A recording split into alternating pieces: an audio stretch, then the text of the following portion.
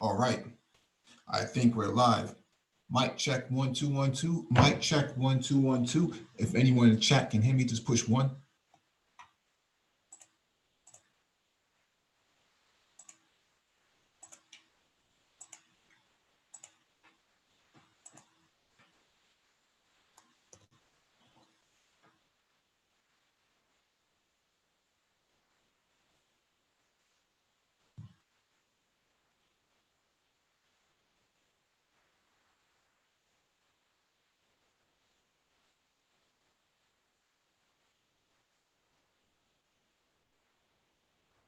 All right, got a confirmation. Thank you for the confirmation. Welcome back to the Black Brain Trust. This is Geopolitics for episode 429. Please hit the like button as you come in. Share the video if possible. Also hit that notification bell so you get all the updates from the Black Brain Trust, including those posted on the community tab. Docket in the description beneath the video for you to follow along with. The link will be in the chat for you to click on. If you want to engage in the discussion, make sure you raise your hand when you click on the link so that one of us can acknowledge you and advance you to the panel.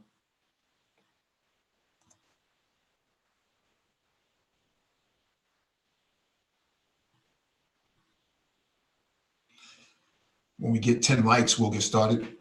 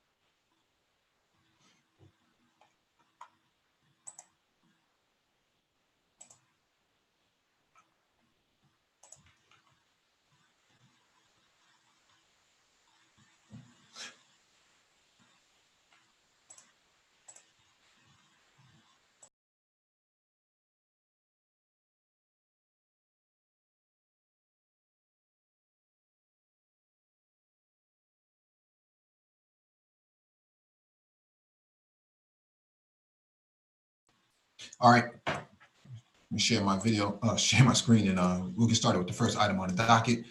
First item on the docket is from the TRT World. Black British MPs share experience of racism in Parliament.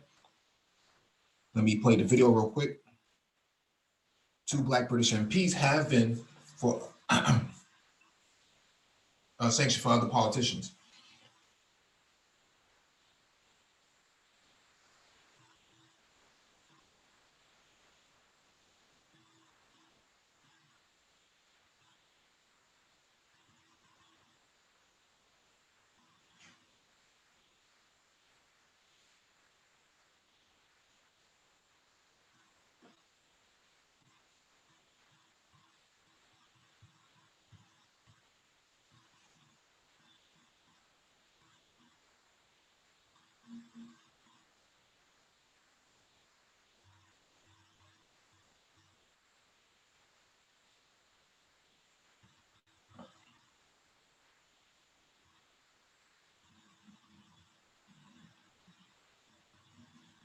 And so what we see here is melanated women in British Parliament being confused as janitors, custodians, staff members, and not actual members of Parliament.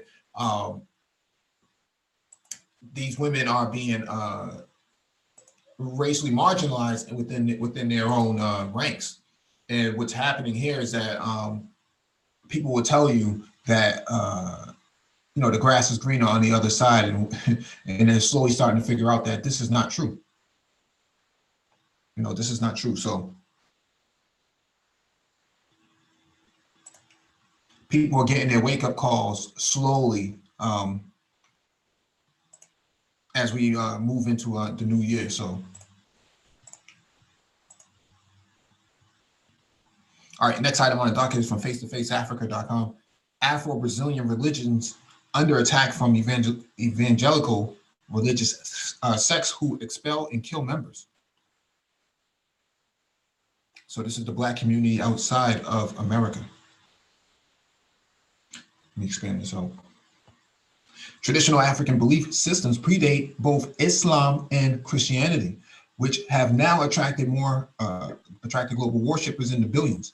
That hasn't stopped the evangelical religious sects accused of having links to Rio de Janeiro gangs from increasing attacks on Afro-Brazilian religions, which are looked upon as satanic.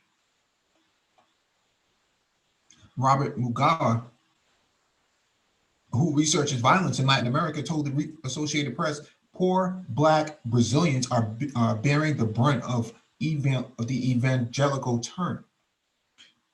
Brazilian prisons are not largely state-controlled. Instead, they are nefariously run by a single drug cartel that uses the prison system to recruit new members and which enables them to run their organized crime operation. In Brazil, 80 of the 100 faith-based organizations that run social programs in prison are evangelical. This is a tweet from Ronki Lawal. Afro-Brazilian religions and spiritual homes are being destroyed and terrorized in the name of evangelism. Soldiers of Jesus, armed neo-Pentecostals, torment Brazil's religious minorities.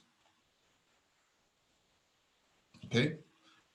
Mugawa wrote, according to Brazil's Institute for Public Safety, 2,147 of the 6,714 murders reported in Rio de Janeiro, Rio State, so far this year occurred in Baixada Fluminense.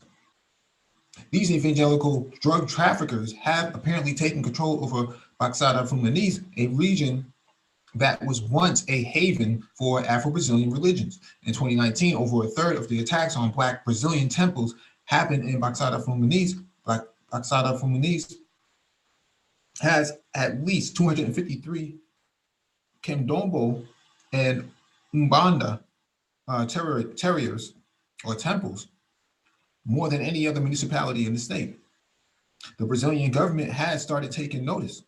In November 2019, the Federal Public Prosecutor's Office urged Rio de Janeiro authorities to compensate victims of religious intolerance, both materially and symbolically, particularly in Baixada Fluminense. In the prisons, inmates who convert to evangelism are often rewarded by having their quality of life improved in the prison, and when they come out, are recruited to preach the gospel, denounce African ancestral worship, and under the hand of violence displace practitioners. Showing evangelical gains, the city mayor is a bishop in the Pentecostal church, home to the right-wing president. And Rio is where the Universal Church of Kingdom of God is, a powerful evangelical church founded by a known anti-Black bishop, Idir Macedo.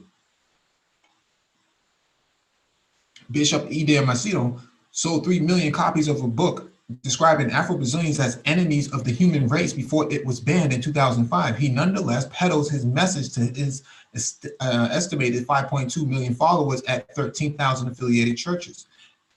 As ever more Brazilians convert to evangelism,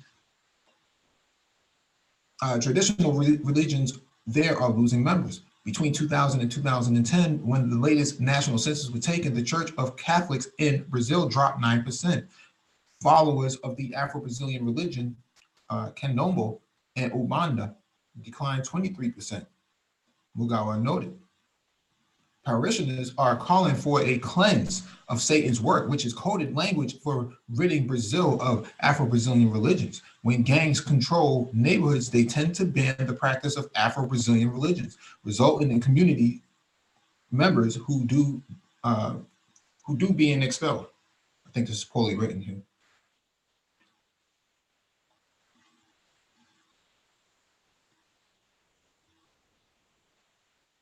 Brazilian faith communities, in contrast, are actively fighting back against rising religious discrimination in Brazil. In September, an estimated 100,000 people joined Rio's annual Walk for Religious Freedom, one of the largest gatherings since the procession's inception 12 years ago. Brazil is getting darker and darker in the hands of minority whites. Evangelical music students in Rio's university refused to sing Villa-Lobos, country's greatest classical composer, for references to Afro-Brazilian deities that refer to their demons. According to Brazil's Commission to Combat Religious Intolerance, over 100 Afro-Brazilian religious facilities nationwide were attacked by drug trafficking groups in 2019, an increase on previous years. A national emergency hotline created to report such attacks finds that 60% of the incidents reported between 2011 and 2017 occurred in Rio de Janeiro. The increase in religious hate crimes coincides with the growing political and cultural clout of evangelicals in Brazil. Evangelical lawmakers currently hold 195 of the 513 seats in Brazil's lower house of Congress, giving them power to shape the national debate on abortion, religion in schools, marriage, and other social issues. Many Brazilian Protestants attend mainstream services but are worried about the harder line Pentecostals and neo-Pentecostal churches, including the widely successful Assembly of God and the University of Church of the Kingdom of God. It's amazing that this is still happening.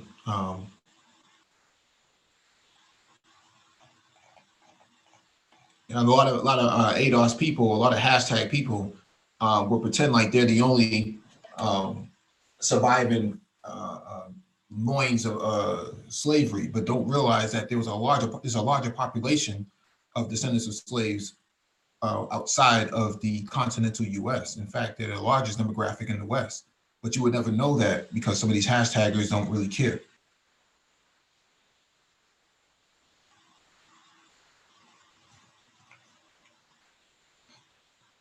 And so we cover this sort of stuff so that people understand that the struggle is not just in urban cities of America, but it's all over the world. Melanated people are being oppressed.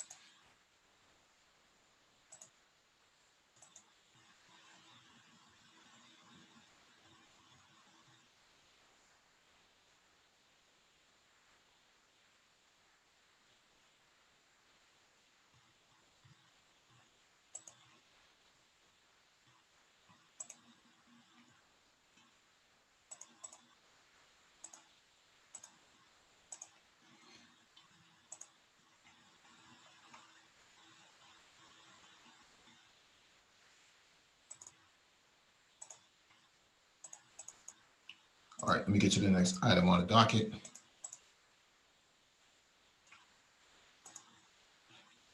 All right, this is from AlJazeera.com. Fleeing war, poverty, African migrants face racism in Egypt.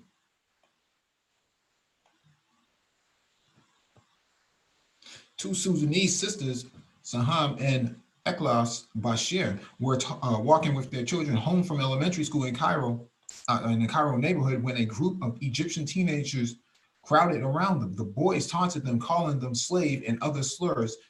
Then they tried to rip off Eklas' clothes. An onlooker intervened, scolding the young harassers, and the sisters and their 3 children managed to escape, but they were shaken. They had just arrived in Cairo months earlier, fleeing violence in their homeland. The harassment brought up traumatic memories of detention, torture, and rape they said they experienced at the hands of militias in Sudan's Nuba Mountains. We have come here seeking safety, said Eklas, recounting the incident that took place in November. But the reality was very different. Egypt has for decades been a refuge for sub-Saharan African migrants trying to escape war or poverty. But the streets of Cairo, the harassment brought up traumatic memories of detention, torture. Excuse me 1 second.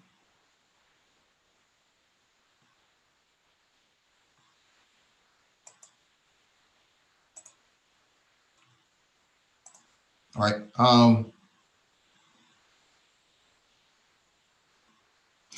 Okay, let me start over again. Egypt has for decades been a refuge for sub-Saharan African migrants trying to escape war or poverty, but the streets of Cairo, a metropolis of some 20 million, can bring new dangers in the form of racist harassment or even violence in ways that other significant migrant communities here, such as Libyans and Syrians, do not face. While other large centers of African migration, like Europe, have been wrestling with violent racist violence, Egypt has only made small starts towards addressing the issue. The United Nations International Organization for Migration (IOM) says Egypt hosts more than 6 million migrants, more than half of them from Sudan and South Sudan, where simmering conflicts between continue to displace tens of thousands of people annually. For some, Egypt is a destination and a haven, the closest and easiest country for them to enter. So I don't want to read this whole entire thing, but yeah, there's a global war against melanated people. You should pay attention to this. We got Complex Design on the panel. Hey, what's going on, Mike? Yo, what's up, man? Not much. Hey, I'm just over at the grocery store at the moment, but I'm gonna listen in, and I'll be chiming in when I get back to the pad. All right. Okay.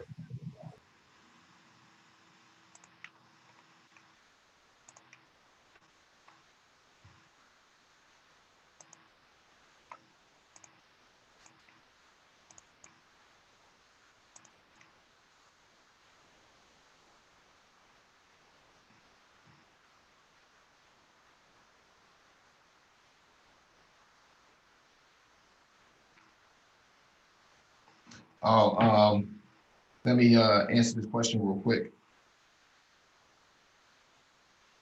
S. Kirky asked the question, if Afro-Latinos could reach out to African governments to pressure Brazil, don't you think that will help? I think going to United Nations and pressure a case is probably a lot more fruitful, mostly because the African Union doesn't have a whole lot of say in what goes on in Latin America. If anything, the Organization of American States, which is the OAS, and the United Nations would be two major international bodies that could actually put pressure on Brazil. The chapter 7 within the United Nations Charter actually would hold Brazil accountable for human rights violations, even if the state is not at fault for it. They are not protecting the people on the ground, and so they would actually be held accountable for it. So United Nations and the OAS, the Organization for American States, would actually be a better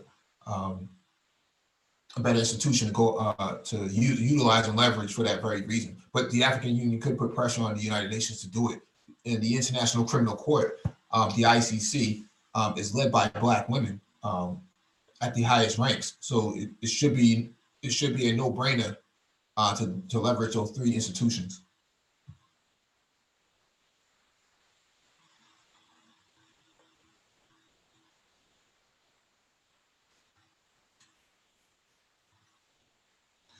All right, this next one is from France 24.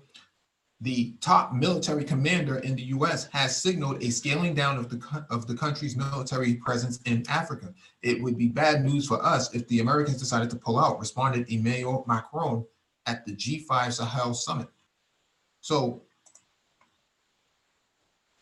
the United States military can't hold the continent of Africa. It's impossible. At least not by themselves. And AFRICOM is just a monitoring group for at the moment. There's no way that AFRICOM can actually be able to police the continent for what it is. All it does is provide security monitoring and political oversight. But France is alone in this. There's no reason to send Americans over there to get their heads chopped off by warring factions. Doesn't make a whole lot of sense. There's not a lot of American investment into the continent as it stands. So if anything, there's more non-American investments there, and France is worried that their francophone colonialist currency is going to come to an end within 10 years, and that at some point they will have to come up with different measures to survive as a country. After Brexit, you could potentially see a Frexit as well from the European Union, because they cannot sustain themselves off the titty of the continent itself. So.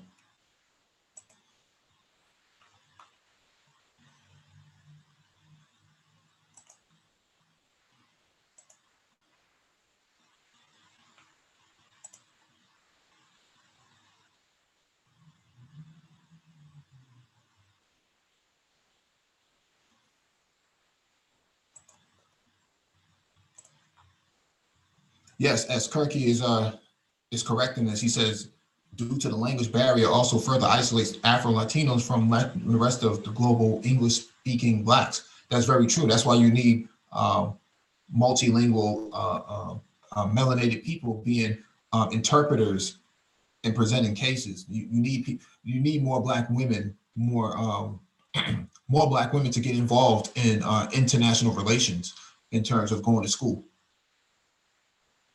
from an academic standpoint, so they can actually partake in this at the soft level. We also covered that, Mike, in the, pardon me, man, I got a sneeze attack out of nowhere. We also covered that in that, I think one of the first Black cultural intelligence hangouts, importance of language. Yep. Which episode that is, but it is in the archive, so.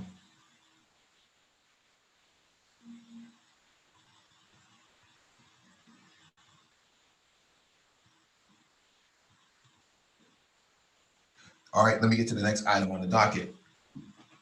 This is from the MiamiHerald.com. U.S. Marine arrested in Haiti gun smuggling case had help forge documents, feds say.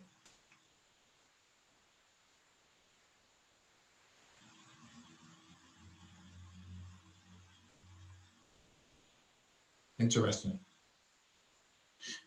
A Marine was in contact with someone in Haiti and was carrying forged military documents when he landed in the Port-au-Prince airport with guns, ammunition, and body armor. Federal prosecutors charged in a new indictment. Airport security in Haiti arrested Jacques Sebastian when he landed in the country on November 12th on a commercial flight with boxes of guns and ammunition, according to court filings. Federal investigators said Doroso, an enlisted active duty Marine and native of Haiti, had a colonel's uniform with his name on it in his luggage and forged military orders that identified him as a colonel in the U.S. Marines Corps. Doroso was brought back in the United States in December and is being held without bail, according to federal court records filed with Eastern District of North Carolina. The Marine reportedly told U.S. investigators that he wanted to help train Haitian security forces. According to the new indictment, Doroso had been in contact with an unnamed person in Haiti since at least April 2019 about returning to Haiti to help train police with hopes of becoming president of the troubled Caribbean country. A person listed only as known individual told investigators Doroso wanted to help Haiti and wants to become president of Haiti, according to court filings. Federal court filings describe this person as an individual known to the grand jury in Haiti, but do not give any additional details. In early November, federal prosecutors say Doroso told this unnamed person about his plan to bring guns into the country. Haiti is under a U.S. arms embargo. A lot of guns he brought down there. So if he wanted to be president, he went about it the wrong way, man.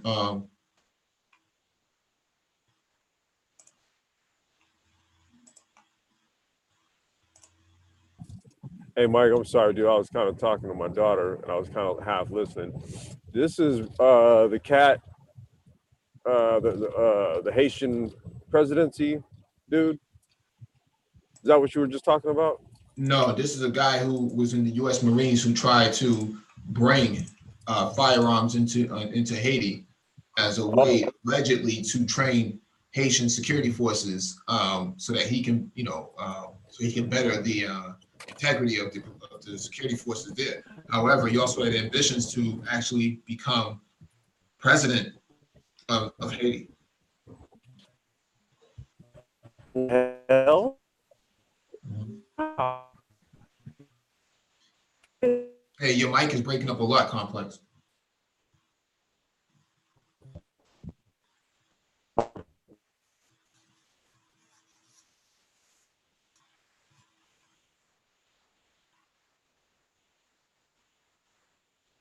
All right, let me get to this next item on the docket while Complex gets his mic together. This is from AlJazeera.com. Outrage after Jeopardy host rules Bethlehem not in Palestine. Let me expand this out.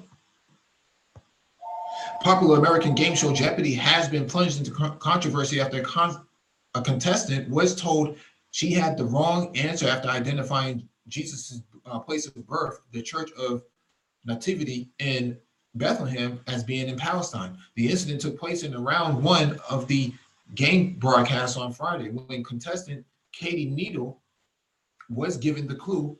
Built in the 300s AD, the Church of Nativity under the category Where's That Church? Needle, a retail supervisor from Brooklyn, responded it was Palestine, but was told her answer was wrong. One of the other two contestants, Jack McGuire, then buzzed in with the reply Israel, which host Alice Trebek accepted as correct. The Church of Nativity, a World Heritage Site, is located in Bethlehem in the occupied West Bank, which is internationally recognized as part of Palestine. Israel occupied the West Bank and East Jerusalem in the 1967 war in a move the international community never recognized. Christian pilgrims and tourists from across the globe visit Bethlehem throughout the year, especially for religious festivals such as Christmas. Sony Pictures Television, producer of Jeopardy, admitted the mistake and clarified that an uncorrected version of the game was broadcast due to a human error in the post-production. We regret the error and we will make every effort to ensure this never happens again, it said in the statement released on Monday. Needle, who visited Bethlehem last year, on Friday wrote on Twitter, Palestine should be free. The incident had been picked up by people on social media, with many criticizing the show's producers and hosts and demanding they apologize. Omar Gharib, a Palestinian writer based in Gaza, told Al Jazeera, what happened is inexcusable. Jeopardy should apologize and give a clear explanation. This shouldn't just pass calmly and be forgotten. James Zogby of Zogby Analytics, who is also a U.S. public opinion pollster, said the incident was an insult to history, reality, the thousands of oppressed Palestinians of Bethlehem. Zogby recently wrote, suffering under Israeli military occupation since 1967, Bethlehem has slowly been strangled. It has lost most of its land to settlement construction. It is hemmed in by 30-foot high concrete wall, stripped of its resources and denied access to external markets. The United Nations says Israeli settlements in Bethlehem and other parts of the West Bank are illegal and has called them a flagrant violation of international law. So once again, you see people who are in power of even something as benign as a game show has the capacity to make these sort of claims. Hey, Mike, can you hear me okay? I can hear you now. Okay. I'm almost at the house, but real quick. So when was that country formed? Which country? The one in question. The occupied state took place in 1948. 1948. When the question as it relates to Jeopardy asked about what time period? 300 AD. Interesting. I just needed to point that glaring discrepancy out. Anyway, carry on. Mm-hmm.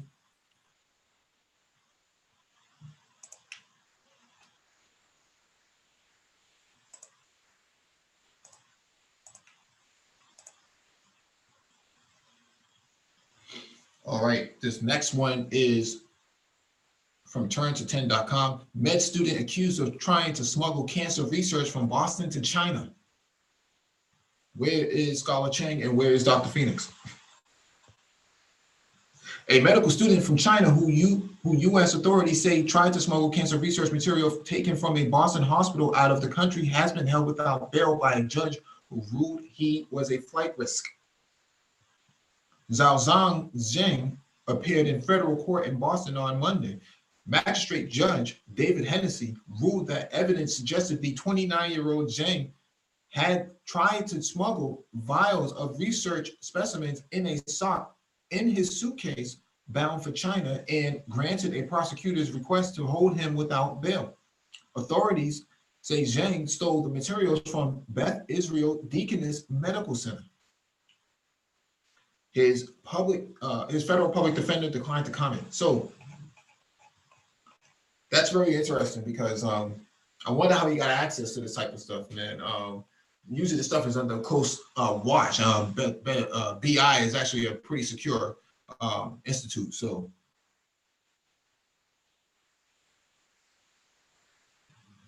I wish Dr. Phoenix was here to actually, lend his commentary on this.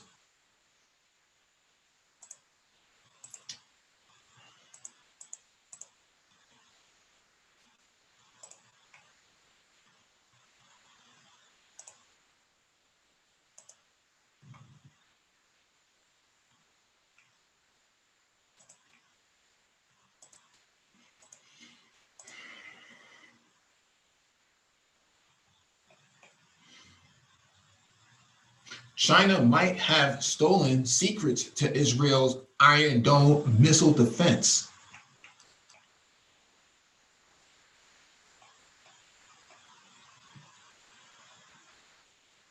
A cybersecurity firm reports that Chinese hackers have stolen technical data from the Iron Dome rocket defense system from Israeli computers.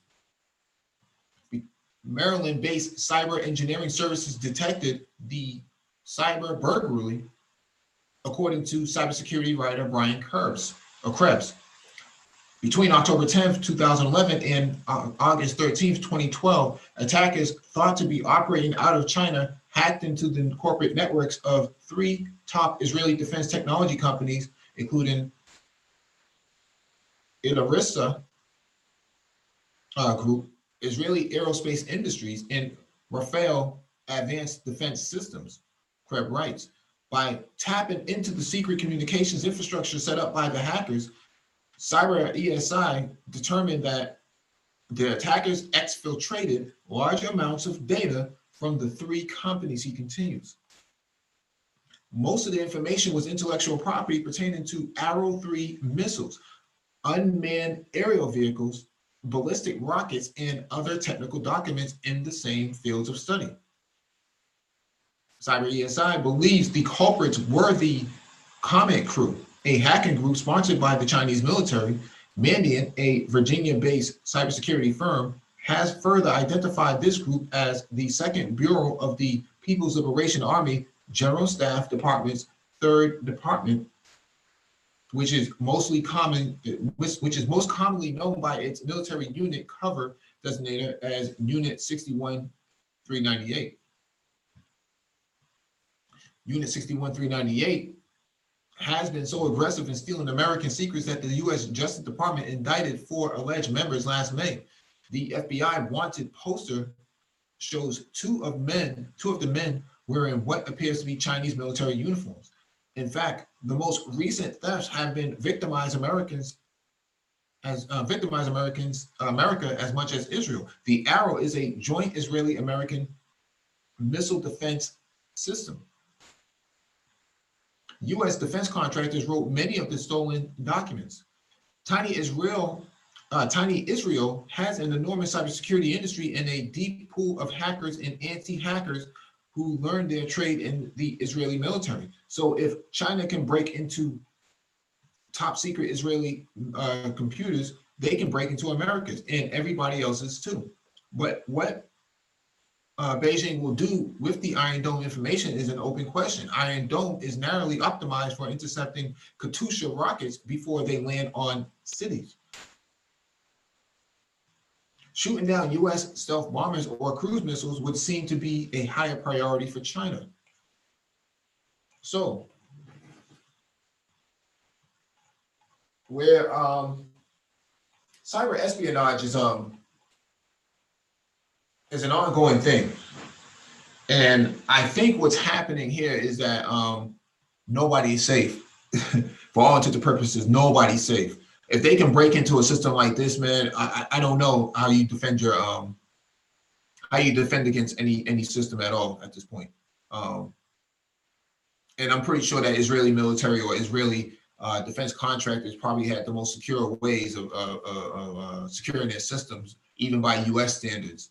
If the Chinese, if allegedly the Chinese broke into these systems, no system is safe.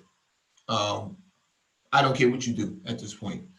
It wouldn't put it past me that they would actually, they have gotten into Lockheed Martin. Well, they have already done that to Lockheed Martin, but they've gotten into Boeing and all these other companies, and all your bases all belong to them at this point. I work in cybersecurity. Gabe A, who works in cybersecurity, his company was mentioned in the article. I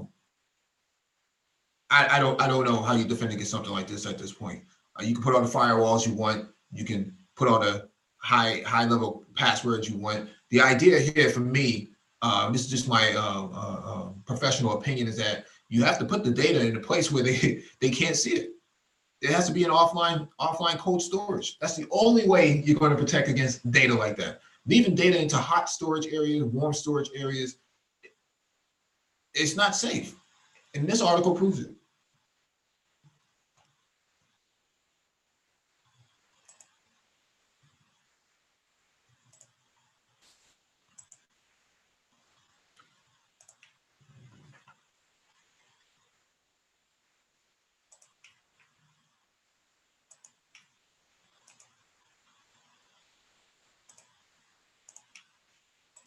All right, let me get to the next item on the docket. This one is from the Asia Times.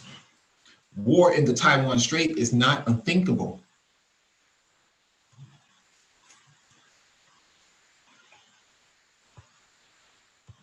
Whether anyone actually wins a war is a philosophical debate. The Germans and the Japanese in 1945 might have thought wars do indeed have winners, but perhaps it's better said that in most conflicts, some parties lose more than others. Such would be the case if Beijing attempted to militarily subjugate Taiwan, and Xi Jinping just might do so. He declared in January 2019 speech that China did not promise to renounce the use of force, but rather reserve the option to use all necessary measures to take Taiwan. Taiwan voters on Saturday were conscious of Xi's warning as they voted in their presidential election, but they decided to keep Tsai Ing-wen in office for another 4 years. Definitely not Xi's desired outcome. Much of the debate over a Taiwan Strait conflict focuses on preparation for and conduct of the PRC's attack. Whether Beijing will or won't attack, what an attack might look like, and Taiwan's ability to defend itself, whether the U.S. would or should get involved, and whether it ought to sell Taiwan this or that weapon. Such discussion is useful, but actual consequences and longer-term ripple effects of a fight over Taiwan deserve much more attention. The battle for Taiwan would have truly global consequences, akin to the invasion of Poland by the Soviets and Germans in 1939. Examined here are key aspects of what happens once the shooting starts and the follow-on global economic and political effects. The envisioned scenario is a full-scale PLA assault against Taiwan, but it's worth noting that even a limited assault, such as against one of Taiwan's offshore islands, may not stay limited very long. Given Beijing's oft-stated determination to take all of Taiwan, an offshore island assault would only constitute a tactical objective in the march on Taipei, and would also have serious and wide-ranging political and economic consequences. Of course, Beijing hopes to defeat Taiwan without a military conflict. Its immediate strategy is, through relentless political affair, to scare and psychologically batter Taiwan into submission. But President Xi seems willing to use force. He increasingly sounds like a resentful drunk talking to himself into a fight in a South Boston bar at 1 a.m. Very interesting. And People's Liberation Army generals, flushed with massive and increasingly sophisticated new weaponry, are eager to prove their allegiance to achieving Xi's China dream of the Great Unification. If it comes to a cross-strait shoot-up, China's powerful military, with its arsenal of missiles, long-range rockets, ships, aircraft, and apparent ability to use them, can certainly hammer Taiwan and just might seize the island. But such a victory would come at an immense cost in lives, money, and reputation. But it would be a fair victory that would result in PRC's isolation and genuine decoupling from the civilized world.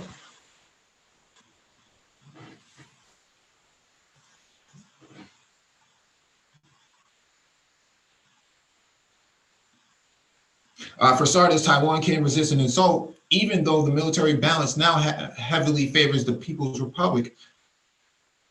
Taiwan's military is competent and bolstered with so-called asymmetric weapons and operational concepts.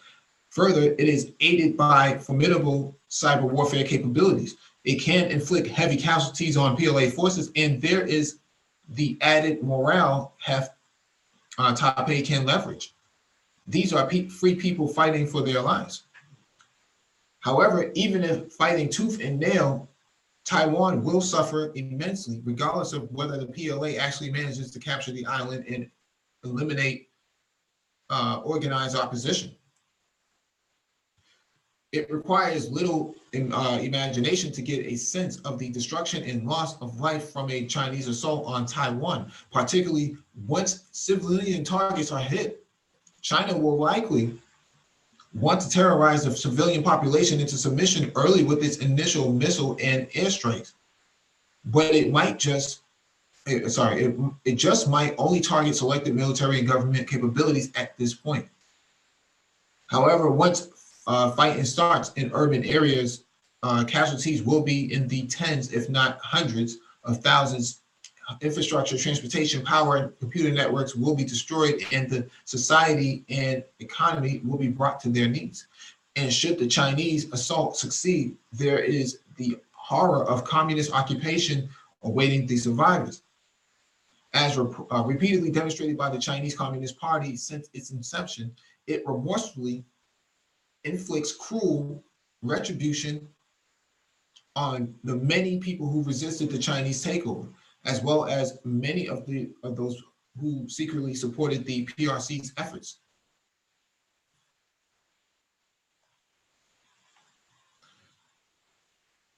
A fight over Taiwan will most likely not be confined to geographically to the Taiwan Strait area, nor restrained in the level and scope of violence, and the U.S. will likely get involved.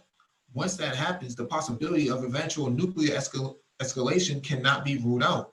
Indeed, the prospect of U.S. involvement is near 100% once Americans in Taiwan are killed.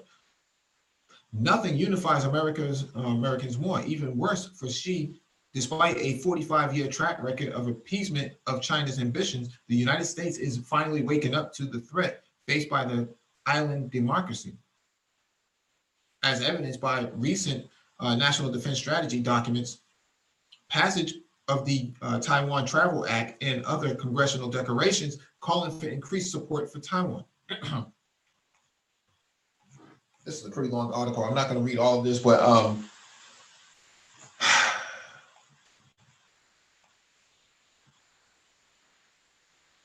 you know, this is like cataclysmic. You know, this is cataclysmic. If they decide to go into Taiwan, and I've said this many times before, that they will take a bloody beating. They won't lose, but they'll lose a whole lot of bodies out there in that water. You know, it'll turn the Taiwan Strait red because they'll lose so many so many ships and so many bodies, paratroopers being shot out of the sky, and aerial assaults, man. That would be the only way. But Taiwan self-defense system would actually do its job. I mean, they cannot afford to have a failed self-defense system.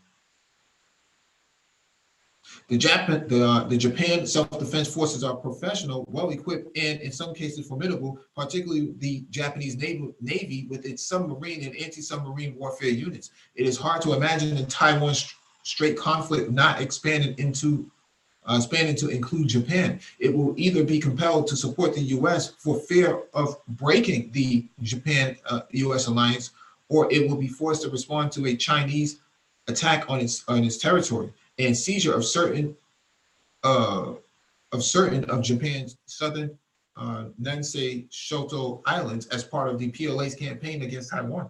So while Japan has spent decades pretending it is exempt from war and the serious requirement of preparing for it, conflict just might come its way unbidden. It's a very interesting article. Why it's so long, I don't know.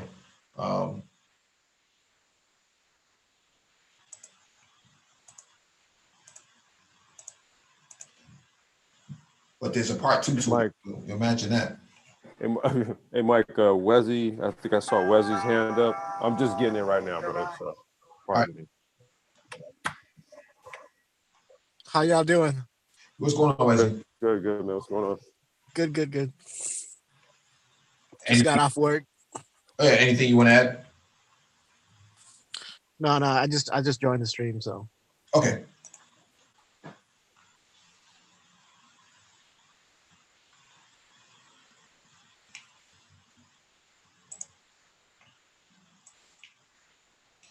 All right, let me jump to the next article.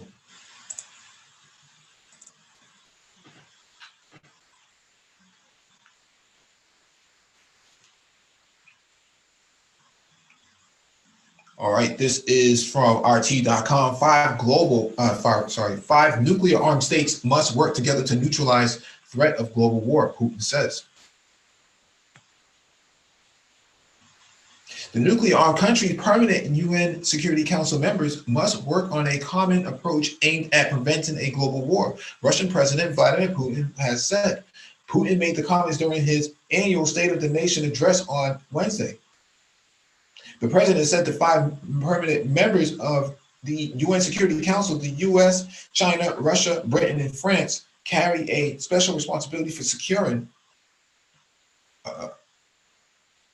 the sustainable development of humanity.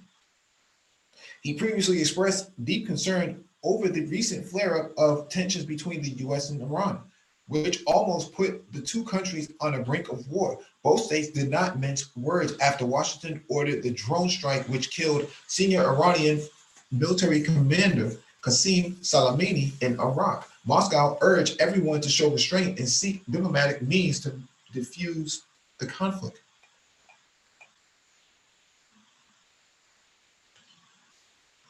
Talking national security and the latest add-ons to Russia's military arsenal, Putin stated that Moscow is not threatening anyone and does not seek to impose its will on other countries.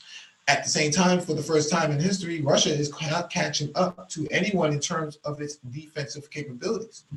Instead, it is the other countries that are racing to develop advanced weapons that Russia already possesses.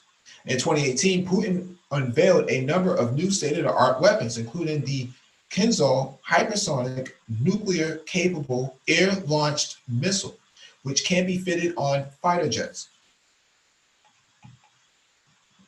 In 2018, Putin unveiled a number of, this is a repeat statement. Just days before the 2019 drew to close, the country's defense ministry announced that its advanced nuclear hypersonic glider had entered combat service, with the first regiment of avant-garde armed missiles now operational.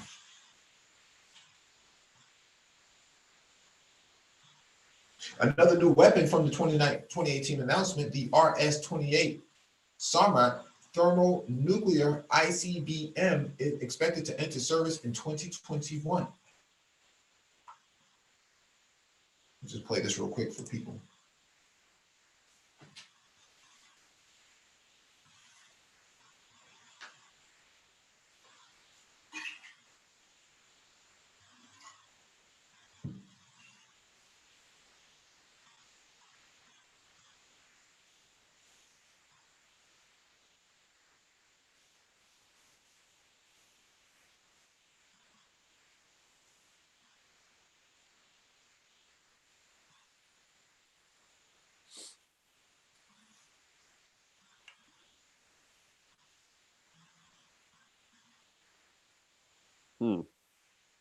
Yeah, why do we have to fight these people? I don't understand. Why can't you just leave these people alone? I mean, there's never been a time, man, where there hasn't been warring and fighting and conquest and trade and all the, I just see like the stuff that goes on today is just a continuation of everything that's happened, prior to this time, right? So it's the same shit, different day. I'm not sure if it'll ever change. Well, you're talking about eliminating all of humanity within a few missile strikes, man. I don't know if that's a fight that everyone should be willing to get into.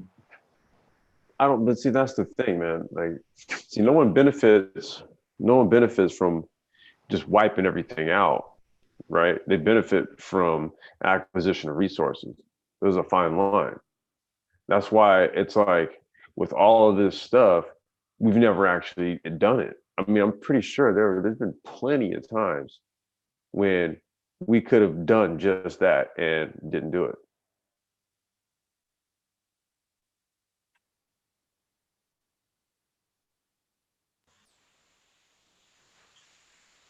All right, this one is from the Asia Times. POAs, destroyers, a bigger threat than carriers. I would say so. A Type 055 guided missile destroyer commissioned by the People's Liberation Army last weekend has wrestled the title of the largest surface warship than any other than an aircraft carrier across Asian navies. The 10,000-ton Nanchang, named after the provincial capital of Jiangxi, sailed into the Yellow Sea from Qingdao in northern China on Sunday as the flagship of the Type 055 series, with with 5 more taking shape in Shanghai and Dalian, and another 8 already planned. God damn. The debut of the Nanchang, however, predated its commissioning by more than half a year, when she stretched her legs for the first time during the Chinese Navy's 70th anniversary parade off Qingdao in April last year. It's a picture of the ship. It's a massive ship. The Type 055, China's most advanced destroyer, destroyers almost on par with the U.S. Navy's large surface vessels, are set to complete the strike groups of Liaoning and Shandong, the 2 PLA carriers in service, and extend Beijing's naval reach further afield into the Western Pacific. The Global Times also noted that the versatile warship with a range of 9,300 kilometers can also lead a flotilla without a carrier on a wide range of missions, from a high-profile expeditionary patrols along China's major sea lines of communication in the South China Sea and other international waters to escort Chinese convoys in the Gulf of Aden and the Arabian Sea. The known arsenal of the 180-meter long, 20-meter wide destroyer includes a legion of 112 vertical launch missile cells capable of firing a formidable assortment of surface-to-air, land attack, and anti-ship as well as anti-submarine missiles, aided by the Type 346 active electronically scanned array radar system. Its size also dwarfs peers in neighboring navies and is categorized by the Pentagon as a cruiser. The arrival of the Nanchang came on the heels of the commissioning of the Shandong as China's first homemade aircraft carrier in December. The speed with which Beijing has added new assets to its navy has an intended audience, Taiwan. However, the mainland's renewed military menacing has boomerang and instead galvanized many voters into backing the incumbent independence-leaning leader Tsai Ing-wen. We just spoke about her in the last article. The first Type 055 Nanchang destroyers could be useful to blockade Taiwan. Oriana Mastro, a China scholar with the Washington-based American Enterprise Institute think tank, told Congressional U.S.-China Economic and Security Review Mission hearing in September. And analysts say, compared with the Shandong, largely a Chinese copycat of an antiquated carrier designed from the Soviet era, the Type 055 Armada, packing powerful missiles, may pose more threats to potential adversaries, including Japan and the U.S. forces in the region, and even tip the balance of Asia's naval arms race in favor of the Chinese Navy. Many say that while the PLA has been slow to launch modernized flat-top carriers, more Type 055s are set to sail one after another in the next 3 to 5 years as construction is revved up. So,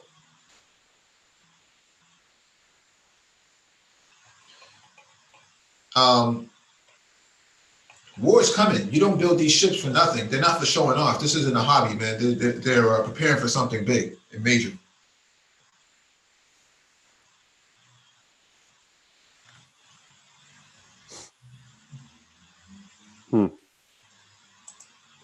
You're absolutely right about that.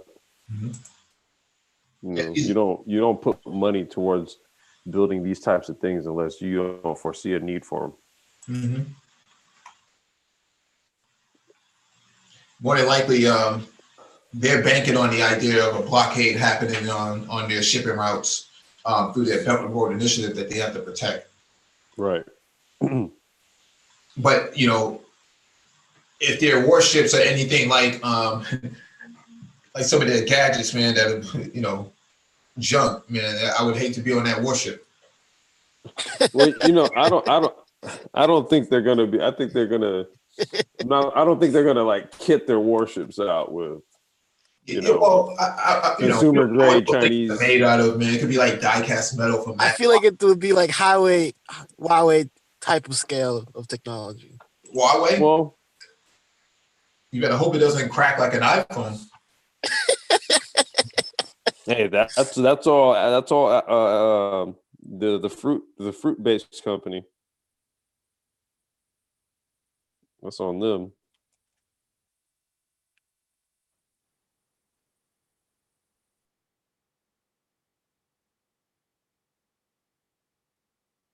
Doesn't Indonesia have like 200 million people?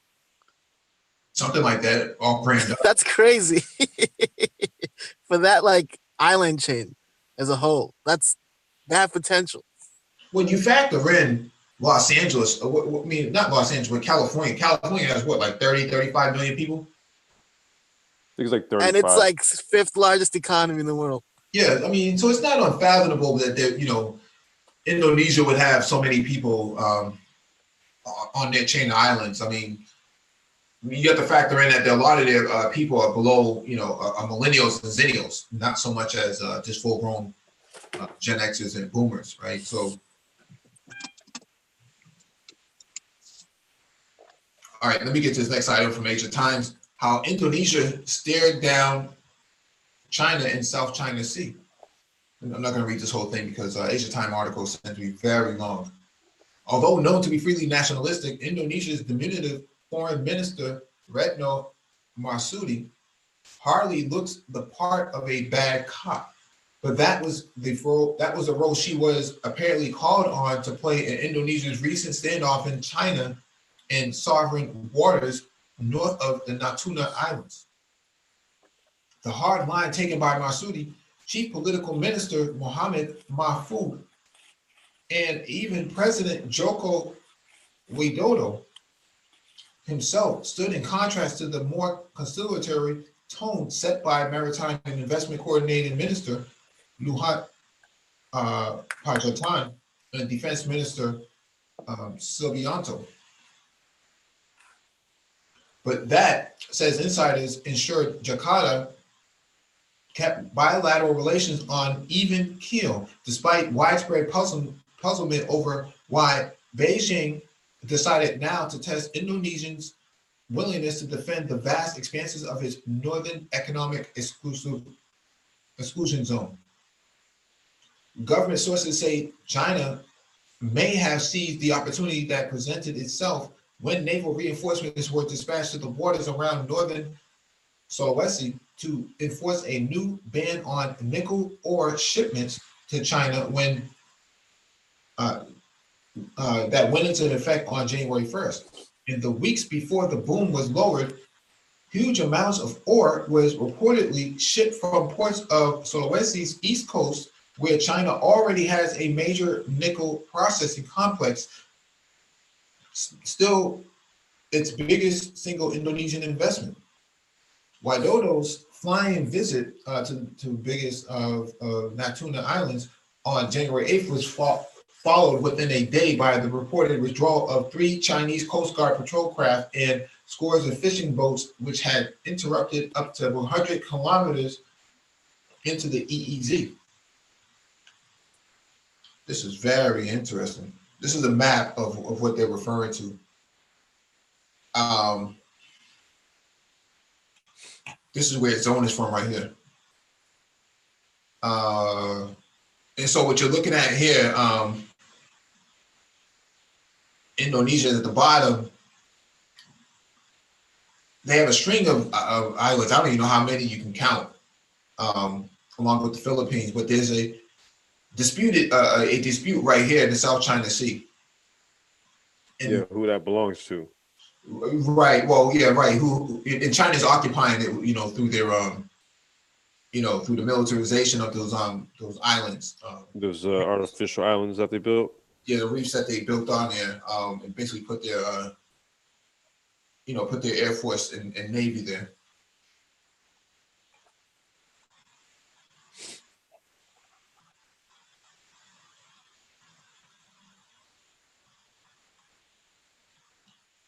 All right, let me read the last couple paragraphs. But as late as January 11th, Indonesia's Navy released a photograph showing a close encounter between a Chinese Corvette carrying the familiar registration number 5302 and the British-built Corvette KRI Usman in waters that Indonesians have renamed the North Natuna Sea. Indonesia had dispatched the 1,900-ton patrol craft and even other vessels and 4 F-16 fighter jets to the area, which Beijing claims is part of its traditional fishing grounds, inside a vaguely defined 9-line map that covers the disputed Sparkly Islands and much of the South China Sea. So let's go back up here, and what you see here are the Sparkly Islands, right where my mouse cursor is, circling around. And so Indonesia was not playing games. They sent all their they sent some powerful warships up there and 4 F-16 fighter jets. You don't send fighter jets up there, to blow smoke. No, you send them up there to say, not in my backyard. Yeah. A Navy video showed an English-speaking Indonesian sailor, her head covered in a hijab, repeatedly radioing demands to one of the Chinese Coast Guard vessels riding the swell several hundred meters away to immediately leave the area.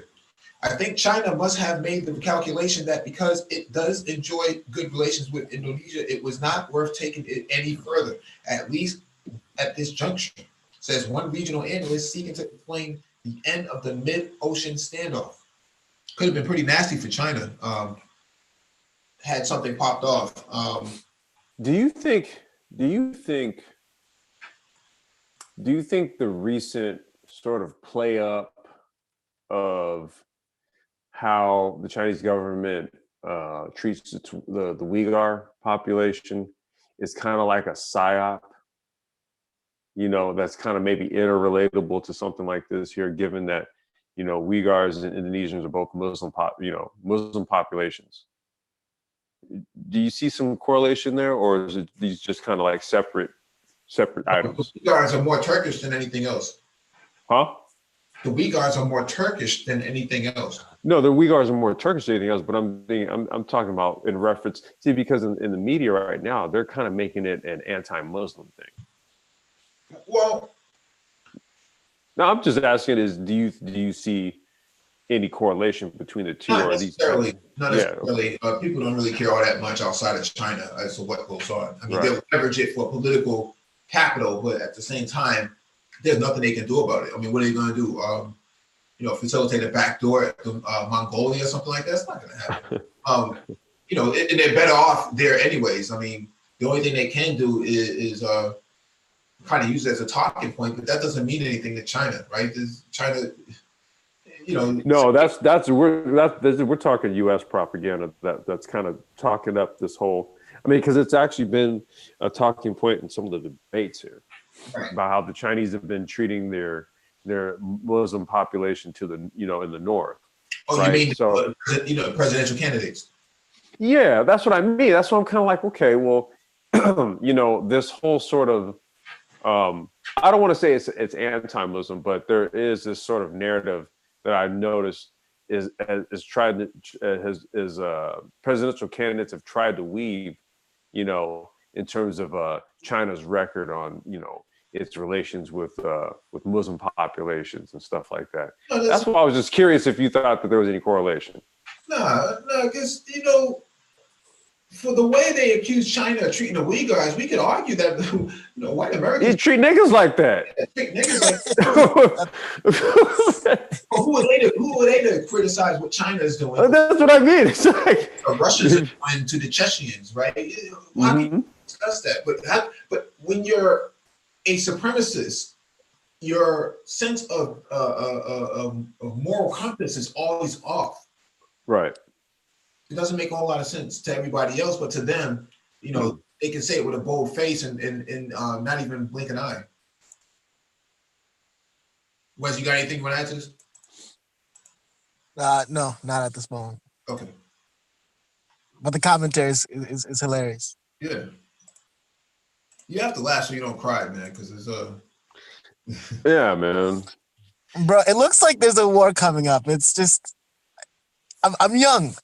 No, I don't want this. Look, check it out. I don't want the smoke. No. Check this out, man. This is the kind of point I was trying to make earlier. The smoke never stopped. Mm-hmm. You can't point to a time, dude, where there hasn't been hostilities somewhere on this planet. Going back to time immemorial, there was never like a full peacetime on this planet. At any given point, we can even break that on down to the micro level in neighborhoods and shit. You've got neighborhoods that have long held been bastions for violence. And these are just people who live in the same goddamn communities. We're talking about nations here. So, like, we got to get it out of our heads, first and foremost, like, war has ever stopped. It's bullshit. Mm-hmm. And then, the other part to this is on a prior hangout, maybe like about a month and a half ago, a question came up about World War III and if we're actually in it. And the reality is that, if you look at the fronts on which war can be waged, we are in it. We've been in it. If we're talking cyber war, financial war, through things like sanctions and tariffs, if we're talking actual war in theater, if we're talking psyops, war in the media, pick your poison. So just know that, well, hell, it's never not. This is what's going on. Like, accept it for what it is. Now, in terms of What we don't want to see is an escalation in theater where we're literally talking about, shoot them up, bang, bang. We're not really we've seen that. We've seen that. We've seen what comes of that. We've seen that part, right? But trust and believe, and Mike will vouch for this, it's cracking in cyberspace right now. Yeah. Okay? War is cracking in cyberspace right now. And war is cracking through things like sanctions and tariffs right now. Everybody's saying, hey, we need to renegotiate the deal. You fucking with people's money. Fucking with people's money fucks with their livelihoods. It's not a game. Yeah, Trump has really, him reversing all these policies and trade deals has really just gotten these niggas angry. It's not just him though. Okay, look, the Brits stepped away from the EU. We were just talking about how, look, France may follow suit. I mean, we're seeing it's a shift. We keep talking about this industrial shift that's taking place. These are the geopolitical realignments taking place, but this is all relatable to a fundamental shift that undergirds how governments even function. In terms of imports and exports and who your trade partners are, who your allies are, who your perceived enemies are. It's all changing. It's all shifting. Yeah, let me get to this next article. Go ahead, Mike. I'm sorry. It's from Yahoo Finance. Russia bets big on the world's least explored oil frontier. When the inaugural Russia-Africa Summit was held in October 2019, most industry observers believed that the majority of projects under discussion would not get past the FID stage, in no small part because of their varied economic prospects, as well as wheat exports, nuclear technologies, conventional weaponry, and ore mining. Oil loomed large on the agenda, with the OPEC Plus agreement entering its third consecutive year and oil prices stabilizing around $60 a barrel. Russia oil firms have enough cash to invest, but face an uncertain future with domestic projects, as no one really wants to see their own project ending up in the category of spare production capacity. International sanctions and the ramifications they entail have compelled Russia to look beyond their usual investment regions. With little to no investment in Europe since 2014, Gazprom is now an unwelcome investor in Europe, and even the privately owned Lukoil has mulled investing its downstream assets and has reduced its retail presence in Europe. Investing in the United States and Canada is completely out of the question for reasons predominantly political, while Middle Eastern NOCs have grown to become competitors themselves, looking for opportunities to diversify their portfolio. Due to all the above factors, Africa has emerged somewhat naturally as a suitable region for Russian investment. The Russian Energy Ministry has repeatedly declined to link Russia's newly found interest in Africa and the OPEC Plus curtailments, saying that greenfield projects usually require 5 to 7 years before commissioning, and thus the time gap between today's issue and future production is too wide to impact any forecast. Yet no one really knows when exactly the OPEC Plus cuts would come to a stop. It might be this year, or it might be any year in the upcoming decade. Oil companies need to prepare for the future and cannot just act upon the decision to ramp up production to normal levels. With much of the U.S. majors now focused on domestic shale and deep water developments, Russia sees a new role for itself in Western Africa. The Democratic Republic of Congo has emerged as one of the key areas for Russian investment in Africa. The DRC wouldn't be the first African nation to see Russian investment per se. The Russian NOC, Rosneft, already bought stakes in gas-producing projects in Egypt and Mozambique, while Lukoil has had a tumultuous history in Ghana. The DRC, however, may be the first country where Russian companies take on complex commitments, including infrastructure-related solutions infrastructure-related solutions. They, Interesting. you know, they're trying to get China with it first and foremost, and the second piece to that, and I noticed that, Mike, you didn't stutter. I noticed that wasn't a stutter, was it? No, I can read it one more time. Go right ahead. Russian companies take on complex commitments, including infrastructure-related solutions. Oddly enough, these will not be headlined by an oil and gas company, but by VEB, the State Development Corporation. In the upcoming months, VEB and the Congolese oil company, SNPC, are supposed to finalize the deal on construction of an oil products pipeline. So the scramble for Africa is really on. Yep. Well, Part and two. we keep saying, and look, I'm gonna tell you, I've said this a multitude of times. I will put it out there for the record. How Mike V and I met was in a fundamental, or I should not fundamental, a philosophical argument about this very thing that we're talking about right here. What is the opportunity in Africa? My position was, well, the infrastructure is not there to capitalize on the things that I was doing. Mike's position was, the infrastructure is the opportunity. 2.5, 3 years later,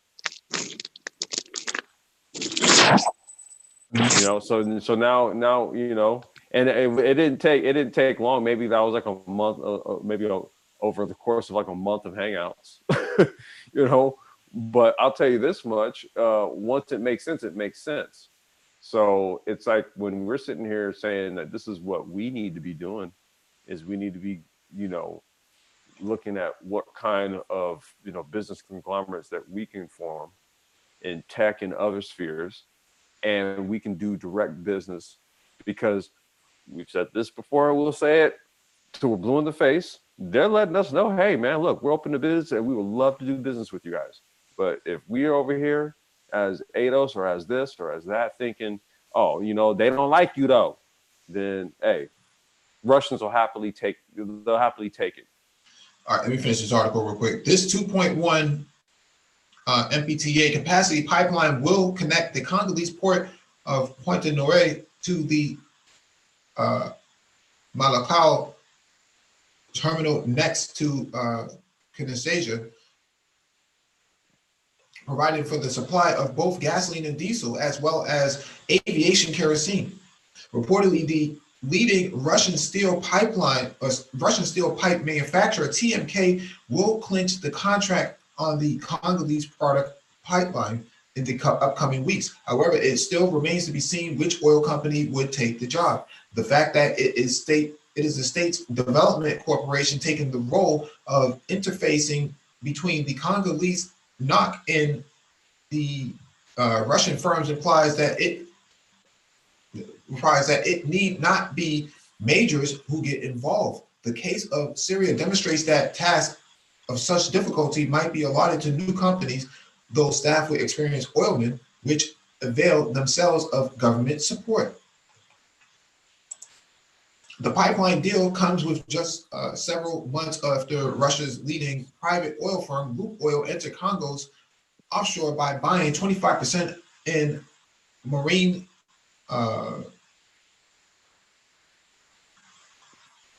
7 license block. Marine 7, operated by ENI, compromises 5 discovered fields with a total reserve base of 1.3 billion barrels,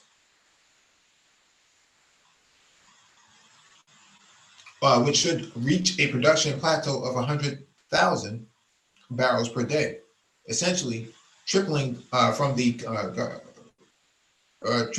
current output of some 30,000 barrels. So let me skip down because this is a pretty long article. But so why are Russian firms doing this? Firstly, because they have internal goals to attain, which, given the zero tolerance for any substantial market liberalization, will be quite difficult to reach if they are to focus solely on projects at home. Rosneft is an illustrative case in this context, as Gazprom has maintained its monopoly on pipeline exports. Rosneft has essentially failed to achieve its aim of producing 100 barrels per centimeter, or cubic meter, I should say, per year of gas by 2020. However, with a couple of Zor-like investments, it can recover whatever has been potentially lost domestically in ventures abroad. Second, OPEC Plus putting pressure on companies do not lose out when all others are seeking new opportunities. Focusing solely on Russia would be a remarkably short-sighted strategy. So focusing on their own country doesn't make a whole lot of sense if the scramble is for Africa. Why aren't more people doing it? There's let me see, there was a couple of comments I wanted to read. Let me see here.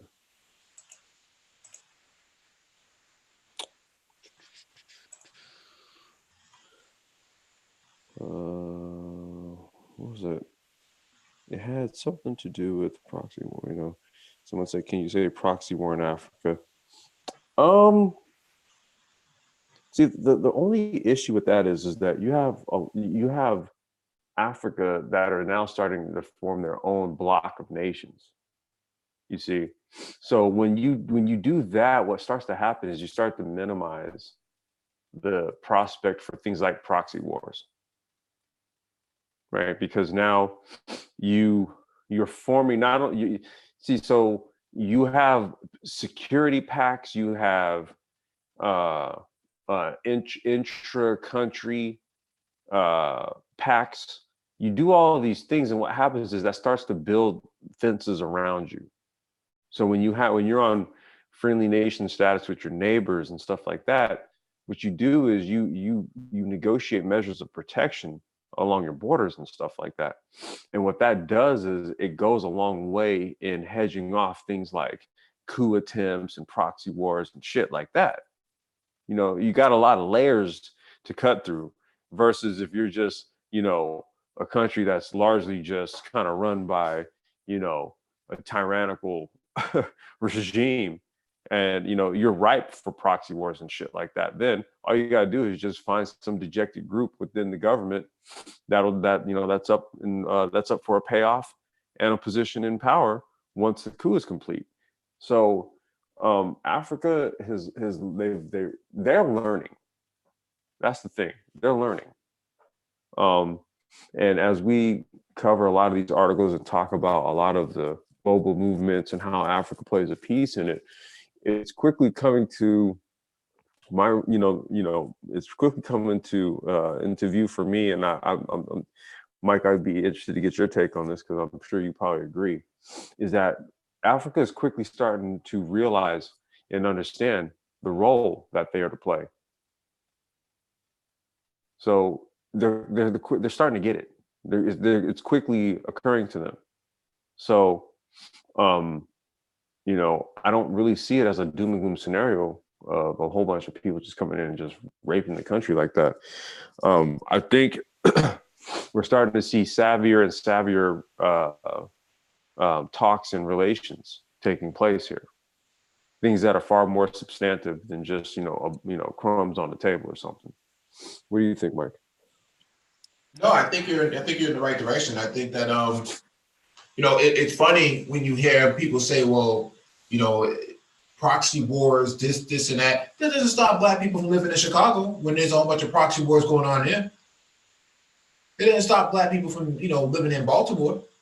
People get it doesn't stop business from happening either. Right. It didn't stop you from living in the same neighborhood when Arabs and other groups of people came in and set up shop in there. Why is there always so much apprehensive views when it comes to international business? It's like you're not doing business here, but yet you're afraid to do business somewhere else.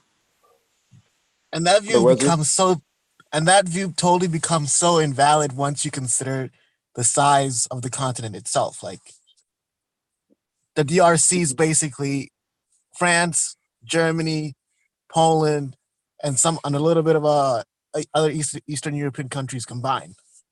So when you say proxy wars, where are you talking about? Which region are you talking about? You could essentially put 3 United States within the continent of Africa. Yeah, that's how big it is. I mean, if there's a proxy war I live in the Midwest. If there's a proxy war in like Oregon, it's not really gonna affect me. Yeah. It may not even really affect me being a SoCal. Yeah. I'm closer. I'm closer than you are. Warring factions. You have, the drill music gangs out there in Chicago. No, it doesn't stop. Chicago. It doesn't stop them from going to get their nails done and getting their. I'm not sure. Lace fronts all over the place. It doesn't stop you from shopping and being a consumer. Well, Mike, here's the thing, and I think that this is really kind of like, for me, I want us to try to think differently about this, because you see, if that's not a concern to Putin, it should be a concern to you. I don't think that's a concern to Putin. I don't think he's looking at the investment opportunity in infrastructure and says, yeah, but. Yeah, let me get to the next one from RT. Russian government resigns after President Putin's State of the Nation address proposes changes to the constitution. Russian Prime Minister Dmitry Medvedev has announced that the entire government is resigning in a surprise statement released shortly after President Vladimir Putin delivered his annual State of the Nation address. Accepting the resignation, Putin thanked the ministers for their hard work and asked them to function as caretaker government until a new one can be formed. Medvedev and Putin had met for a work meeting to discuss the State of the Nation address earlier on Wednesday, the Kremlin said. Medvedev explained that the cabinet is resigning in accordance with Article 117 of the Russian Constitution, which states that the government can offer its resignation to the president, who can either accept or reject it. Putin accepted. Damn. So the equivalent of this would be like the Democratic Party walking out on Putin. Mm-hmm. He can always replace them with millennials or something. They would never do that here, right? Because they wield too much power. But that shows you that they don't have that much power over there, as you see in the United States. Oh, they got us millennials over there. Yeah. Well, I'm saying here, if the Democratic Party was to walk out under Trump, he would just replace them with millennials. Oh yeah, man. Dems ain't holding nothing over here. Well, they're old, right? They're all old. If you really think about the Democratic Party, they're just old people.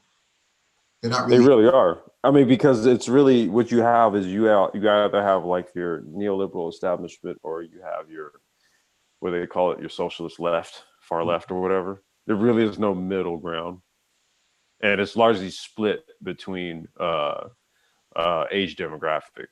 Mm-hmm. Like you said, all the older people, yeah, they rock with that old shit.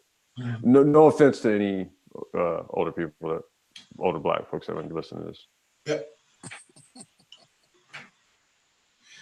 During his speech, Putin said he intended to create the position of Deputy Secretary of Russia's Security Council, which would be offered to Medvedev. Medvedev moved to the new role will mean Russia will have a new prime minister when a new government is formed. Putin also proposed multiple amendments to Russia's constitution. His proposals would entail substantial changes to the constitution, as well as the entire balance of power, the power of the executive, the power of the legislature, and the power of the judiciary, Medvedev explained.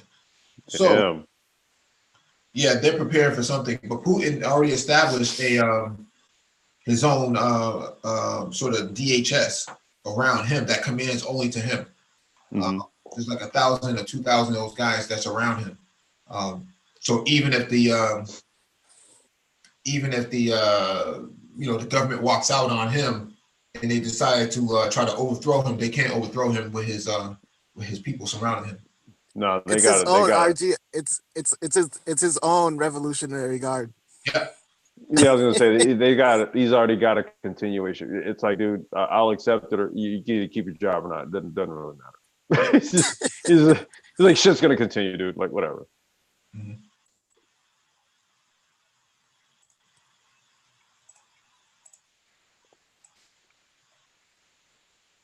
All right, this next one is from CNBC.com. Danger tomorrow. Iran's Rouhani makes veiled threat to U.S. and EU troops in Middle East. In an angry speech on state television, Iranian President Hassan Rouhani lashed out at the U.S. and Europe for its presence in the Middle East and for what he described as the latter's failure in upholding the 2015 Iranian nuclear deal. U.S. troops are insecure in the region today, and EU troops might be in the danger tomorrow, Rouhani declared. According to a Reuters translation, making the first time the leader has directed a threat toward European forces in the region. He demanded the U.S. leave and accused it of making the region insecure, saying it should apologize to Tehran for its previous crimes. The U.S. has significantly increased its troop presence in the Gulf in the past year as shipping and oil facilities have come under fire from attacks blamed on Iran, which Tehran denies. The UK has about 400 forces in Iraq, spread around Erbil, Baghdad, and Tajir.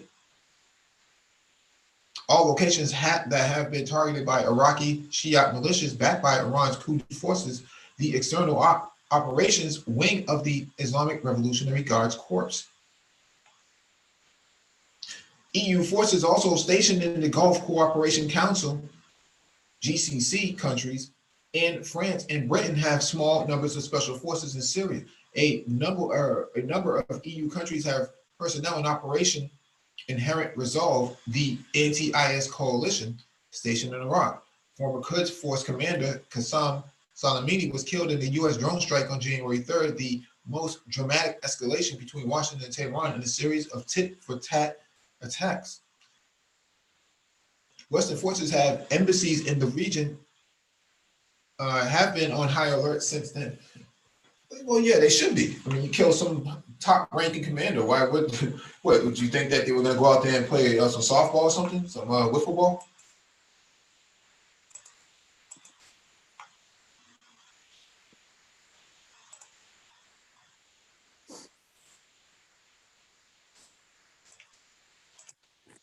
All right, this is from Asia Times.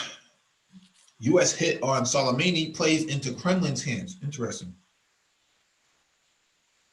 The U.S. assassination of key Iranian general Qassem Soleimani potentially favors Moscow's game in Syria, while the collateral benefits of Baghdad-Washington tensions offer the Kremlin opportunities in Iraq. The killing on U.S. President Donald Trump's orders brought Tehran and Washington to the brink of an open conflict, which potentially could have had catastrophic consequences for the balance of forces promoted by Russia in the Middle East. However, Iran's retaliation against the U.S. has so far been limited to a weak missile attack on the American military bases in Iraq, which caused no casualties, with the risk of an escalation fizzling out, at least for now. The crisis is increasingly looking like an opportunity for Moscow. Russia is already reaping economic benefits. Oil prices have soared, leading to the strengthening of the Russian ruble, a currency closely linked to energy exports. Moscow wasted no time painting Washington, its key geopolitical adversary, as an irresponsible, erratic aggressor, while reinforcing its own self-perceived role as grown-up actor. In that framework, Russian President Vladimir Putin's trip to Damascus was deft, showing an assured world leader being welcomed to a Middle East capital as a player for stability. That should win traction at home, where Russians love Putin for raising their country's global status, as well as across a region in a world that is wary of U.S. militancy. Also, the removal of the highly competent Iranian general may weaken the role of destabilizing militias in Syria. While U.S.-Iraq tensions are opportunities for Moscow to leverage. Russian Foreign Minister Sergei Lavrov minced no words. The assassination grossly violates the principles of international norms and deserves condemnation, he told his American counterpart, Mike Pompeo. Moscow also warned that the attack could have grave consequences for regional peace and stability. The ministry high-profile spokesperson Maria Zakharova, suggested the attack was designed to win U.S. President Donald Trump a domestic consensus. Everyone should remember and understand that U.S. politicians have their interests, considering that this year is an election year, she said. Experts joined the barrage of condemnation. The U.S. has proved several times to be a highly unpredictable actor that cannot be trusted. Nikita Smagin, an expert at the Russian International Affairs Council think tank, told Asia Times. By contrast, Moscow has an opportunity to underscore its role as the most reliable player in the region. Russian state media talked up what it saw as humiliation for the U.S. Iran demonstrated to the whole world that the hegemon could be kicked, said Primakov, Russian State Duma deputy and host of the state TV program International Review. Interesting. He has a political role and he has a TV show. Olga Skabeva, another prominent TV host on state television, claimed that Trump got scared of Iran and described Tehran's retaliation in glowing terms. What other examples could you give when some country, some regional power that doesn't possess nuclear weapons, as far as we know, delivered a strike at the United States of America, she asked. Since its intervention in Syria in the Syrian war in 2015, Russia has partnered with Iran to support the regime of Bashar al-Assad. As reported by Reuters, Soleimani was among the main architects of the Russian intervention in Syria. According to unconfirmed sources, he met with President Vladimir Putin in Moscow in summer of 2015, convincing him that Assad's regime could still be saved with Russia's help. Interesting. Allegedly, Soleimani traveled several times to Moscow in the following years to coordinate joint military efforts with senior officials. Interesting. Russia's foreign ministry praised his well-deserved authority and significant influence in the region. Yes, Soleimani's killing, despite his apparently close ties to senior Russian officials, offers some pluses for Russia, which is far from being entirely on the same page as Iran.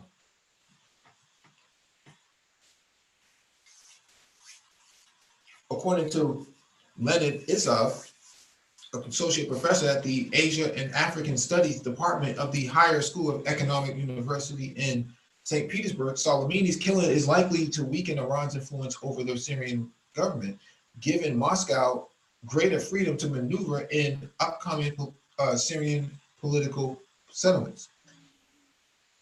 Isov notes that Iran's uncompromising stance in negotiation has been a frequent complication for the Kremlin, especially over the conflict in the Idlib region. Soleimani's death represents a serious loss for Iran. He played a key role in coordinating various Iranian proxy groups in the region and especially in Syria. The pro-Iranian militias handled by Soleimani have triggered multiple sectarian conflicts on liberated Syrian territories, which has long concerned Moscow. So, I'm not going to read this whole thing, but this guy was more instrumental than what previous media had said before. I recall him having a role in some of what was going on during the Syrian war. Mm-hmm. He had a role to play in that. He was the battlefield general. He basically coordinated all the forces on the ground, and which role they should take, and how they should actually work.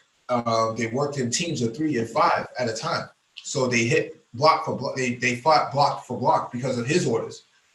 Instead of going there 100, 200, 500 guys deep like a brigade or a battalion, they operated in squads. Yeah, he was gonna say he went in with them tactical squads.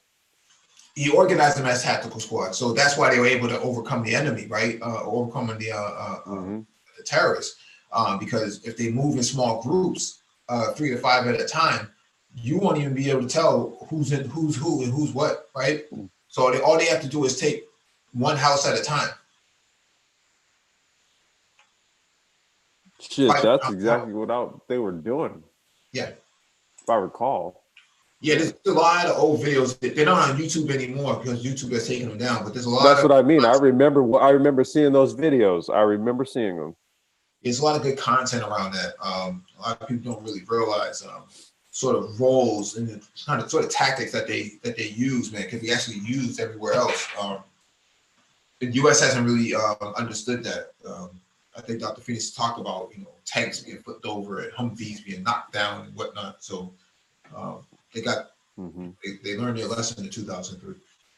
All right, this one is from Stratfor.com. Israel lets the U.S. take the lead against Iran. Recent U.S. actions against Iran are allowing Israel to ease off its own threats, but it's only a matter of time until a less hawkish U.S. strategy reinstates Israel's place as the most likely actor to strike Tehran and potentially spur a regional conflict. You go ahead and do that.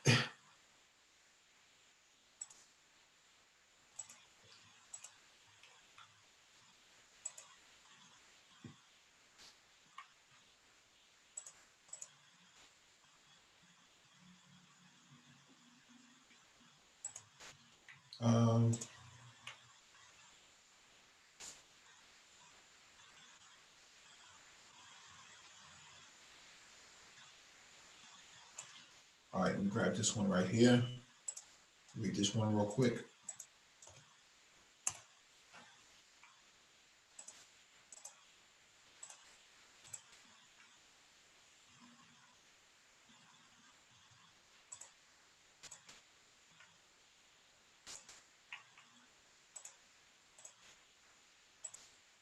All right, this one is from Haaretz. Israel intel helped the United States to take out Soleimani, report says.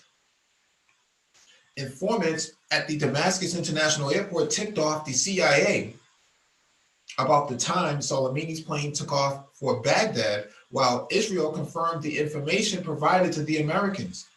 Deadly. Israeli intelligence helped the United States to assassinate Iranian General Qasem Soleimani in a drone strike near Baghdad, NBC reported on Friday. According to the report, informants at the Damascus International Airport tipped off the CIA about the time Soleimani's plane took off for Baghdad, while Israel confirmed the intelligence provided to the Americans.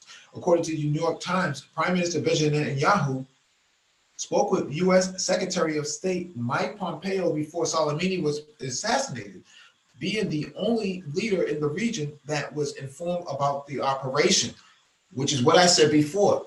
Trump had very little control over this. Regardless of what they say, he had very little control over this. Mike Pompeo, I said this last week, go back and check the archive from Sunday about the missile strike. I said this even the time when the assassination took place. I said Trump has very little to do with this. And here we have the article right here pointing this out, that Israeli intelligence spoke with or gave information to Secretary of State. Why would Benjamin Netanyahu have a conversation with Mike Pompeo, Secretary of State, just before the assassination? Why didn't they call Trump? Hey, Mike, you know what's funny? The article right before this one just said that this whole thing may actually ease the pressure off of Israel and put it into the U.S.'s hands. Yep. This kind of gives that a whole new context. As the Cham Wings Airbus A320 carrying Soleimani landed outside the Iraqi capital, CIA agents at the Baghdad International Airport confirmed the exact location of the plane. Then U.S. drones armed with 4 Hellfire missiles moved into position in the Iraqi airspace, fully controlled by American forces. You know why they assassinated him in Baghdad and not in Damascus? Putin was in Damascus at the time. Let that sink into your brain for a second. Putin was in Damascus. The article we just read a couple articles ago said that Putin was in Damascus, showing Russia that he has brought back, he restored Russia's prominence on the global stage. He was just in Damascus. Who was he talking to, though? He wasn't just talking to Assad. He was talking to Soleimani. Remember, we covered this during the assassination that Putin tried to call Trump and the phone was off the hook. And Trump said that there was reports that Trump's cabinet kept him from answering the phone. Putin was trying to call.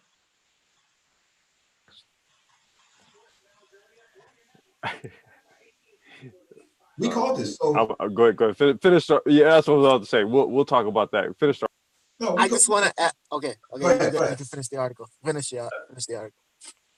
Iraqi authorities are currently holding 4 people suspected of aiding the U.S., 2 Baghdad airport employees and 2 Chamwing airline workers who are believed to be part of a broader network that provided information about Soleimani to the United States. The authorities suspect that the 4 informed the CIA about Soleimani's arrival in Iraq on the night he was killed. In addition to 2 U.S. officials told Reuters on Friday that their country carried out a secret operation in Yemen that targeted but failed to kill an Iranian military official last week. The strike was carried out on the same day that was the United States struck Soleimani, officials said, speaking on conditions of anonymity. The timing could suggest that the United States had sought to take out a broader swath of the Iranian military leadership when it killed Soleimani, citing an imminent threat from him. The Pentagon declined to comment on the failed strike in Yemen.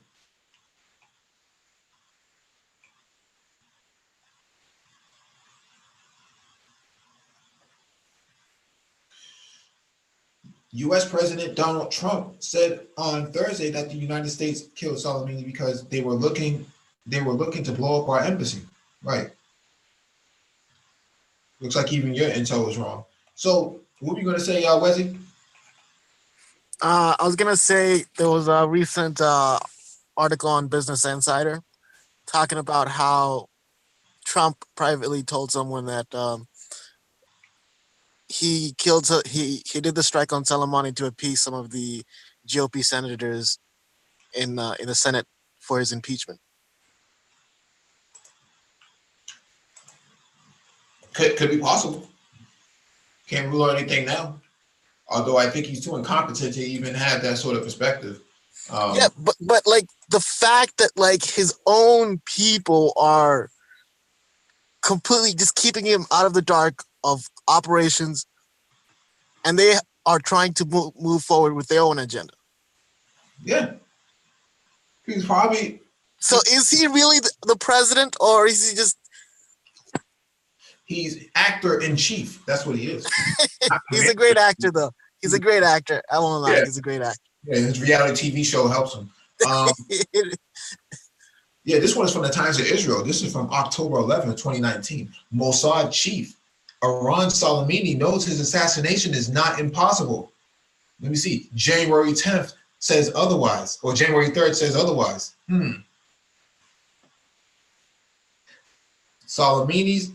Iran Soleimani knows his assassination is not impossible. This is October 2019. This man predicted his own death.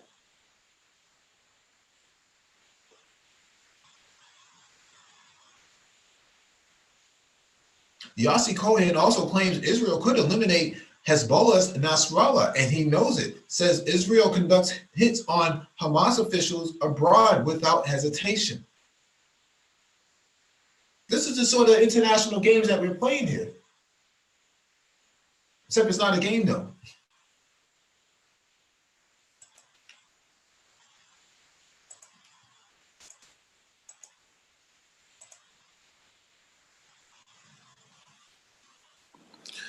Yeah, so man, he knew he was going down. Yeah. But he knew it. Yeah. His intelligence was telling these guys what.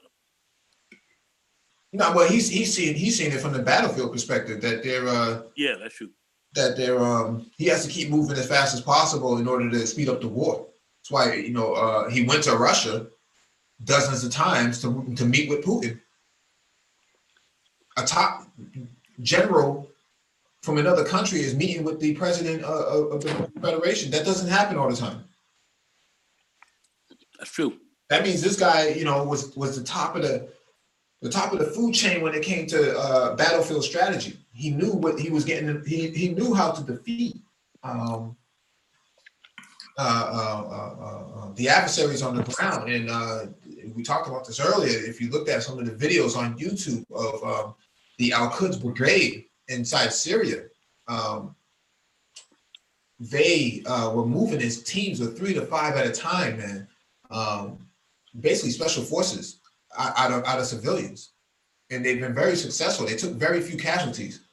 From what I understand, I think they lost one guy for every 47 terrorists or something like that. They were killed, yeah. And listen, CNN was singing his praises like 2-3 years ago. He was singing this guy's praises, man, showing him on film, saying this guy was awesome and all this. Mm-hmm. Then we ran to take this guy out, man. We finished him up.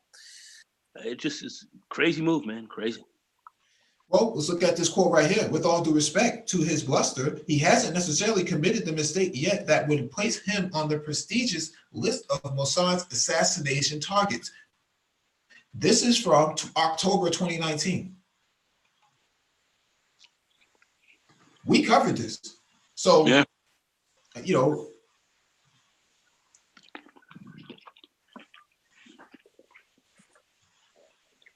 Iranian media also reported last week that Tehran stopped an Israeli-Arab plot to eliminate Soleimani. This is October 2019.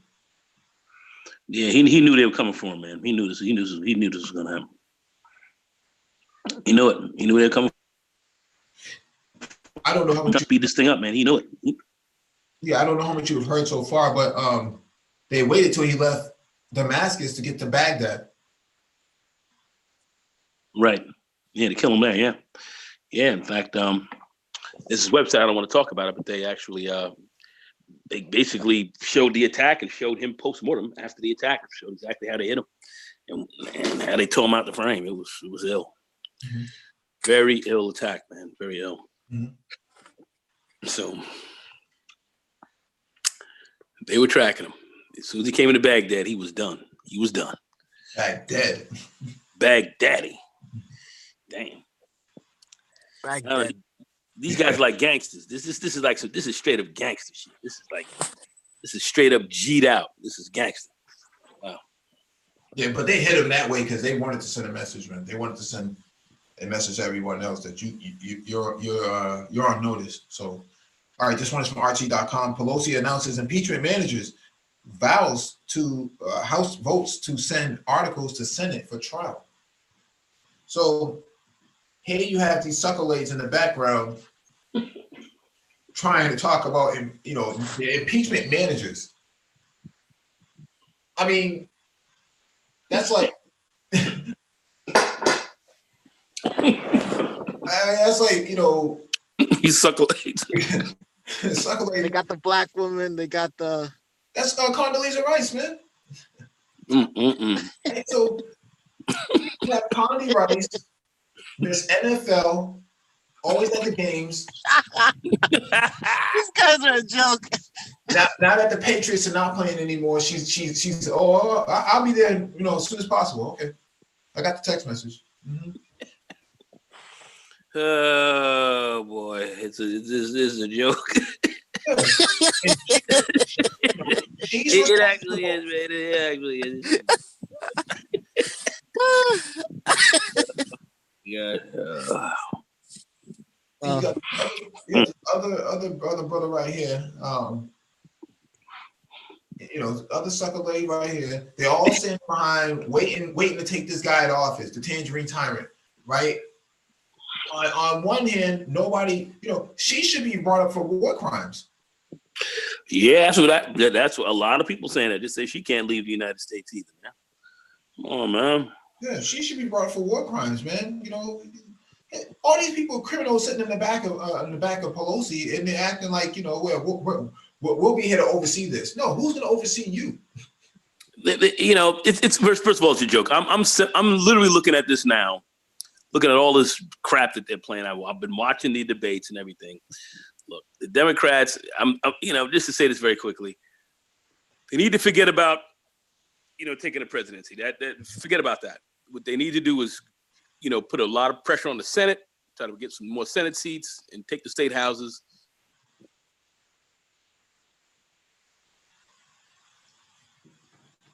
Yeah.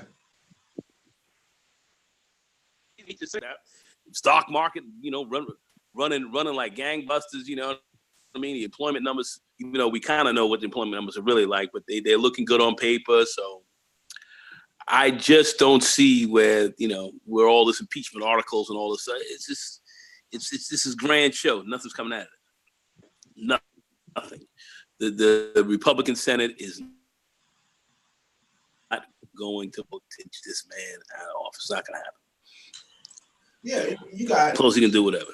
But this yeah, but you got Condi Rice up there. You got John Bolton. I'm ready to testify. You little rat. Oh yeah, yeah. He's Ned Flanders. He ain't gonna give it. Ned Flanders. That's what he is. He's Ned Flanders. Oakley Dokley. I'll testify. Nickly. Oakley Dokley. Oh man, I just think this is a joke. I just think it's just kind of comical at this stage.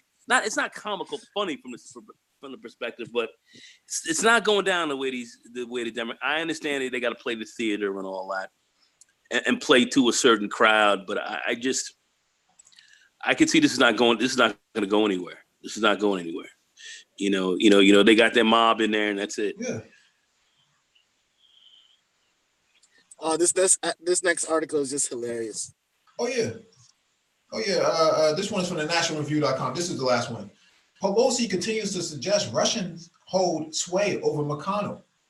So not only do you have Ned Flanders ready to snitch, you also have McConnell who he himself is like the what do you call it? Ferris Bueller's a teacher, man. Supposedly he got Russian links, man. He had some Stoico vodka in his cabinet or something like that. Did you talk to Russians? Yeah, I bought a bottle of vodka, man. So what? What does that mean? I mean, that's something.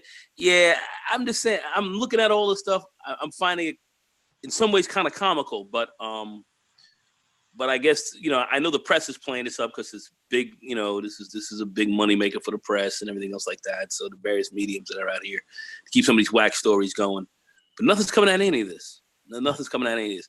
The snitches, I want to hear what kind of snitching they're gonna come in there with. I want to hear what the snitches have to say. But I don't think the snitches is gonna be snitching on a whole lot of stuff. I don't think so. And plus, Trump and these guys. These dudes are G's. These are gangsters up in there, man. These are G's up in there. These are straight. This is, you want to talk about the mob? This is the mob. This ain't nothing to fuck around with. So I'm not seeing any of this stuff coming. I don't see anything coming out of here serious. I know how this shit works, and I understand how this game is played to some level. We've seen it in the past, and this is some G'd out shit right here. So I'm not. Mike, I'm not seeing any of this. I'm not seeing the president or anything else this come to any harm behind this. I don't see it. And I think these snitches take down Mitch McConnell. If they could threaten him, well, they can threaten him, but they're not going to get the name of the game. Can you get the president? I mean, Mitch McConnell, he may be vulnerable in this district, but can you get the press? I don't think so. Yeah, have you ever talked to Russians before, Mitch McConnell? Well, yeah, when I was younger, I used to drive a fucking Yugo. How about that? I needed a clutch one day, and I went to go see my my Muscovite friend. He had put a new clutch in for my Yugo. Doesn't Mitch McConnell have more Chinese business ties? Oh, and even family. His wife is a daughter of estranged daughter of the Chinese Communist Party. Yes, that is true. Damn, they got hella money. Yeah. Where do you think the money? They got hella money. You know it. Oh, you know this. Elaine Chao. And the Chinese are probably taking full advantage of this relationship. Oh yeah. Yeah, a little bit of duck sauce and dim sum never hurt nobody. Nope. Yeah, you ever watch Mitch McConnell eat? eat with chopsticks. That should tell you He something. looks like a turtle. He looks like a turtle. Well, yeah, a little bit Just too look much. at it. Yeah, there's too much trans fat inside of his soy sauce, man. So Yeah. yeah, but this is what's going on right now, man. You know, Pelosi is waving these papers around like a weapon. You know, I'll tell on you, and if you don't comply with this, you know, if the House doesn't comply with this, well, yeah, the Republicans control the House, but at the same time, you really think they're gonna throw their guy out of office? If they throw this guy out of office on their team, on their watch, their party's finished. They're finished. Finished, and it's not gonna happen. No. It's not gonna happen, Mikey. It's not gonna happen. I mean, they're sitting here talking like they're getting ready to do this. Ain't jack going down. Republicans are not gonna toss this guy out. Money being made, the super wealthy getting paid like the mob. It's over, man. Come on, man. Yeah, well, you got, you know, Pelosi running around in red bottoms, holding papers in her hand, you know, almost stumbling all over the place. Like, them heels is too high for you, sweetie.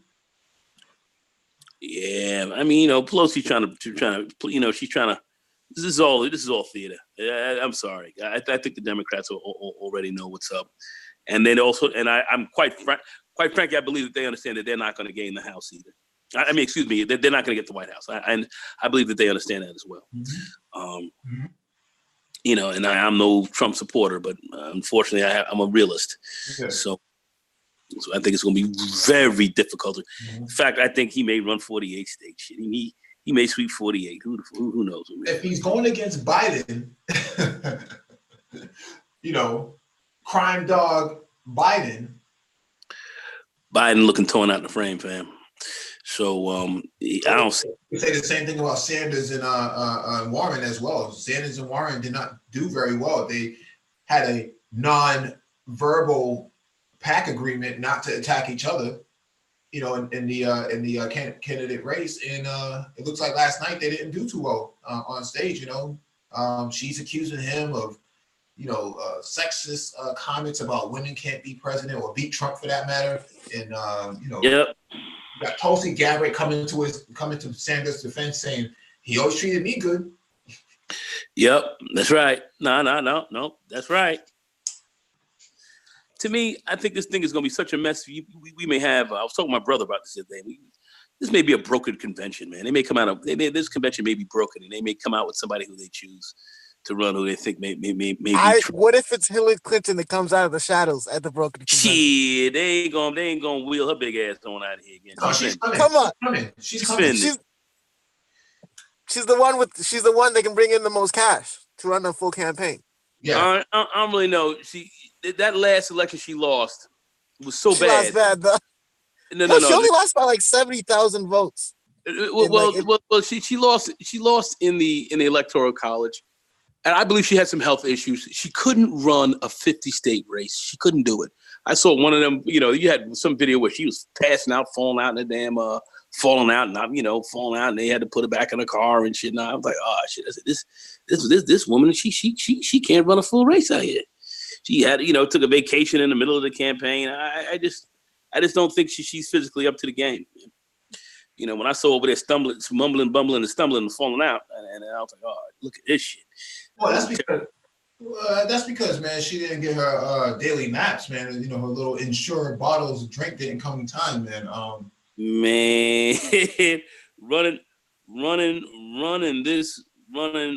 Running 50 states, man. Running 50 states, that's a bitch. And you've got to really be able to run that ground game, and she's just not there. And he doesn't have the same energy like Trump does. You know, Trump is revved up all the time, man. He only gets like 4 hours of sleep supposedly. Man, if you ask me, see, I remember Trump back in the 90s. He was running around hanging out with Puffy and all them. He was fucking nose can, ended up snorting and nose candy and all that. Allegedly. So you know he's getting a toke every now and again. He up in there toking every now and again, getting that tube rush, and he out there running, jabbering, mouth flying and shit, looking crazy. But that's what's up with him, man. This is a straight animal. He's an animal. That's what this guy is. He is a New York straight animal.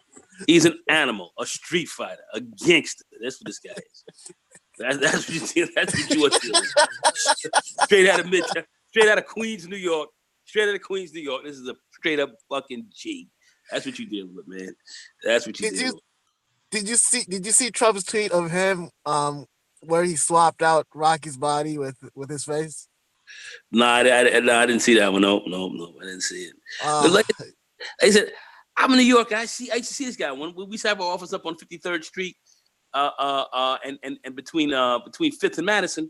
We were up there. They were nothing but we saw nothing but movie stars. Everybody was up there. We should see Trump coming out of his office, dipping around, hair flowing, jacket flying. We look, Dottie, what's up? Give you a look like, yeah, I'm down. I'm with the crew. He walking around all souped up and shit, thinking he was the man. Ball jackets, doing the Cabbage Patch. Yeah, man. So Dottie, and then remember he was running with Puffy and them back in the day, man. People don't remember that. Hanging out, man, at Tiles and all that shit. In the back, getting nice with the crew, man. This is, and then of course, we all know about, the building business and construction, who you dealing with there and all that. So this dude's a G, bro. This is a straight G boy from way back. That's what you're dealing with. Yeah. That is what you are dealing with. I know this. Mm-hmm. Yeah. Yeah, I mean, I don't think that Bernie Sanders is going to make it. If you really look at the board, man, let me bring this up. Man. We got 2 new members onto the panel as well. Hey, what's up, panel? What's up, guys? Hey, what's going on, dude? What's up? Yo, what's up, everybody? Mm-hmm. Going on? Chilling, man, chilling. So let's look at the polls.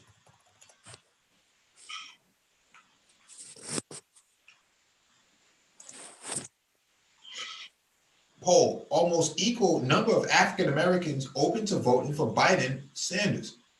But see, that's the sucker legs who've been throwing us under the bus all this time. So I don't really count them as being one of us, man.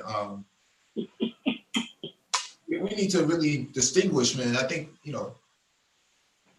a lot of these the YouTube and Facebook and Twitter and whatnot has proven that Black men's vote do count, man. You see them trying to have these conversations about BLM and jobs and automation and coal mining jobs and stuff like that, man, industries and stuff like that, man. Well, people are starting to accept now that the Black male vote does matter. That Trump got more support from Black men than Romney did. Yeah. I'm gonna tell you this too, man. Through the Black community, through Brothers of Bone, said, listen, man, I'm gonna cut you all loose out of jail. We didn't have any violent crimes, man. We gonna reduce some sentences, man. Y'all doing 20, 30 years, you're going to be out in 2 years, man. Y'all out. Y'all out, man. Some of these states, man, actually are going to give some of you felony guys, man, you voting rights back as well, man. Come on. All right, y'all. I'm throwing y'all a bone, man. Come on, man. That's the game he's playing. Sanders, working. Yeah, Sanders doesn't have the tenacity, in my opinion, man, to keep up with Trump. No, not at all. And the thing is, what you have is the Democrats. Like, there's no one on the Democratic side that can truly challenge Trump. And everything that I'm seeing, whether Sanders is just old, and now he has the issues with Elizabeth Warren that Nagone mentioned, that you might have a broken convention, because if this thing lasts so if this lasts into the summer, then it's like, oh shit, then what you're going to have is the Democrats are going to probably select somebody that the base doesn't like, and then no one's going to come out to vote, and then it's going to be the same shit all over again in 2016. I think for me, the impeachment thing, the Democrats really played the whole thing wrong. Mm-hmm. They had, I don't know what was the point of it. Like, just like you said, Nancy Pelosi was just, flipping those papers on her red pumps, like acting like, Connor, you better do something, or I'm gonna tell everyone that you used to be cool with some Russians back in college, like some bullshit. But in the end, I think Nagone mentioned this before, is the economy is good, man. I mean, yeah, the stock market is going up, bro. I thought we were going to be in a recession around this time, but it doesn't look like there's any signs of it. And if it keeps this up, I don't see Trump losing. And on top of that, you know, his supporters really stand by him. He has a lot of support. They're not wavering. I mean, if you see the polls, like with this whole impeachment thing, his approval ratings going up, and then the Democrats are going down. I think it's the Democrats played this whole thing wrong, man. Like, it's they could it's have gonna be played it ugly. wrong. You're very right. See, the thing about you're very right about that. You know, but this is a real big issue. I looked at it. I looked at the last 20 presidents elected over the last 100 years. 15, 4 and 1. 15 have been reelected. 4 lost, and 1 basically was after Nixon, after he got impeached and left, and his vice president was basically had to step down. He came in. He was never elected or anything. He was appointed, and so he lost. So I don't really consider him like one who's ever elected. But not one president in this period of 100 years has lost. Not one. Not one. In the last 15 who won have not, not one of them out of all the 19 or the 20 that have run. Not one has lost when the economy was up. Not one in the last 100 years. Not one. Not when the economy was booming. Not one. The only one who got lit up was Nixon, and it was because of Watergate. But outside of that, not one president has lost with the uptick in the economy. They haven't lost. So what that tells me is the American people are not unelecting presidents who have had some measure of financial success, or what would be perceived as financial success for the country. They haven't lost. They have not lost. I mean, literally. I mean, Trump could walk around with his skivvies on right now, and looking crazy, and people would laugh and riff on him, but they're still going to go in there and pull the lever for this guy. That's just kind of what's going down. That's just how. These are just the numbers. These are just how the numbers flow. Not one is lost with a high flying economy, or would be considered a high flying economy. Not this economy is not that high flying, but it hasn't tanked. So things are actually looking up, and people are feeling positive about how maybe some things are going. So it's going to be tough to beat this man. As I said, all the other things going on, he's got that working in his favor. That way he inherited it from Obama, but he can claim it because it's on his watch as well. So he can claim it. He can claim it. So it's going to be tough to overcome that. That's just going to be tough to overcome it. I don't think the Democrats are in a good position to take the House at all. I mean, excuse me, to take the White House. I believe the Democrats are in an excellent position to make some moves more moves in the Congress. They can potentially turn the Senate around and take the Senate, and that's what what the Democrats need to be kind of, I think, focused on. I think this White House game right now is Article, bro. Go through the motions, but I just don't see it happening. I don't see this thing working. Hey, Mike, David Monroe has his hand up. Oh, okay. You have co-hosting capabilities, so you can always advance them. Oh. Complex. What up, Nago? What's up, fam? Chilling, bro. Yeah, I don't like this tangerine dude, but damn, I think he's gonna get down one more again. Well, his states that have been hit, the hardest, man, are the agricultural states. The interviews, as random as they are, show that they're not satisfied with situation as it is. This impeachment is their only weapon. The only problem is when he present it to a Supreme Court, they're going to look at this, say this isn't criminal, this is political. We're not going to look at this. There's no reason for us to even, carry this through. They're going to throw it out. It's not admissible. What? So what? He talked to a Ukrainian now. What? Like McConnell talked to a Russian? Are you kidding me? Like that's not grounds for anything, man. That's not sustainable. Yeah, they don't have anything on them. They don't have anything really on these guys. I mean, you got to have somebody that comes in here with some real, not only smoking gun, but with some smoking gun evidence, as they say, but with the smoking gun itself. If you ain't coming there with that, you finish. And I'm seeing a lot. I'm hearing just a lot of sizzle, man. But I ain't seeing no steak up in this piece. So a lot of sizzle, no steak. And a lot of his base is turned off from all of this, so they don't even care what people are saying. So if you're gonna really get this man, you're gonna have to crack at least into his base, and that doesn't look like that's gonna happen. So we don't have the, if you're really gonna beat this guy, you're gonna have to have some very strong, I would say, progressive person more on the left who can really motivate people and get a lot of people out, i.e., like a Barack Obama of 2008, to really come out there and do that. We certainly are not seeing that, and you're gonna have to have an incredible turnout to get them. And that it just doesn't look good. It just, at this stage of the game, it doesn't look very good at all.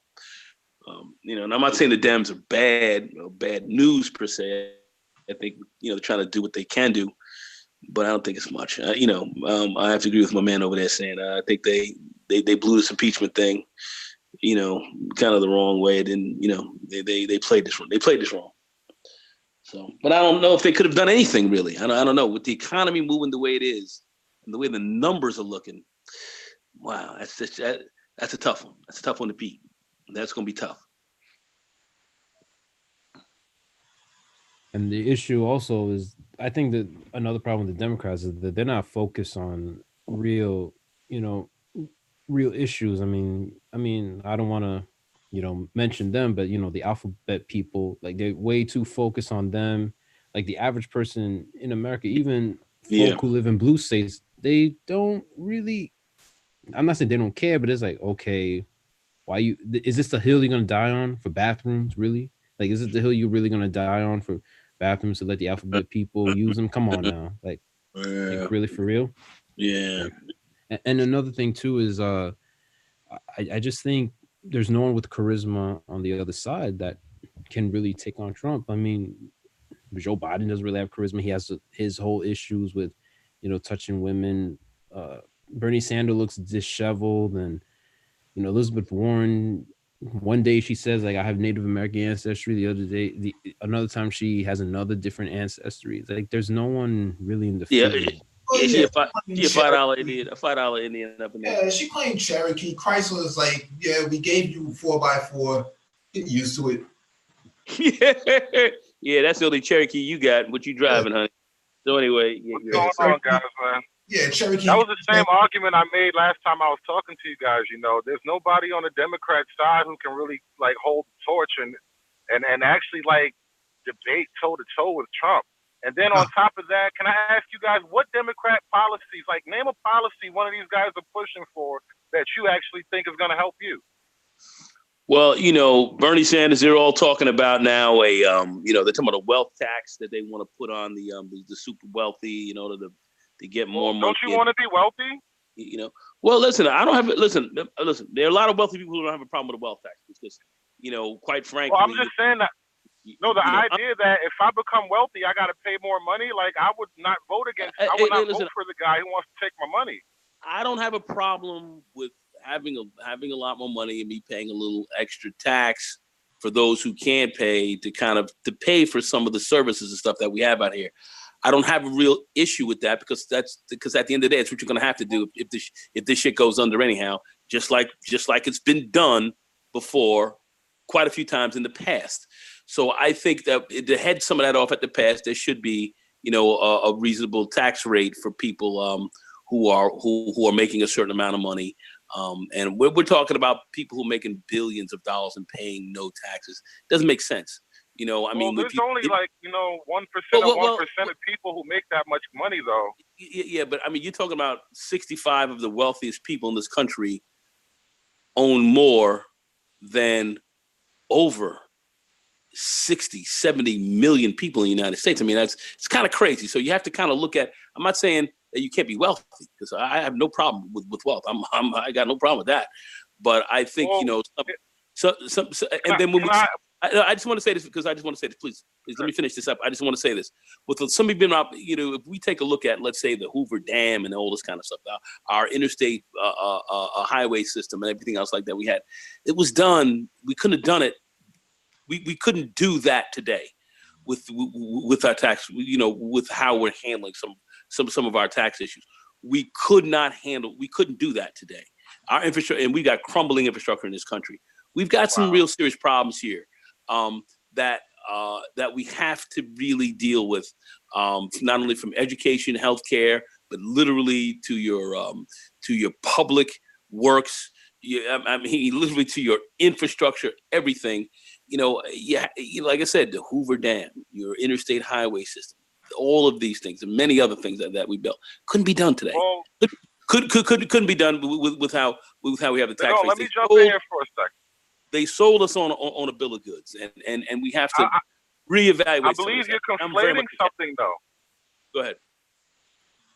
I believe you're conflating a couple of things, though, because you could also argue that I'm conflating nothing. Hold on, let me make the argument. The men who built the Hoover Dam also worked under way less inflation.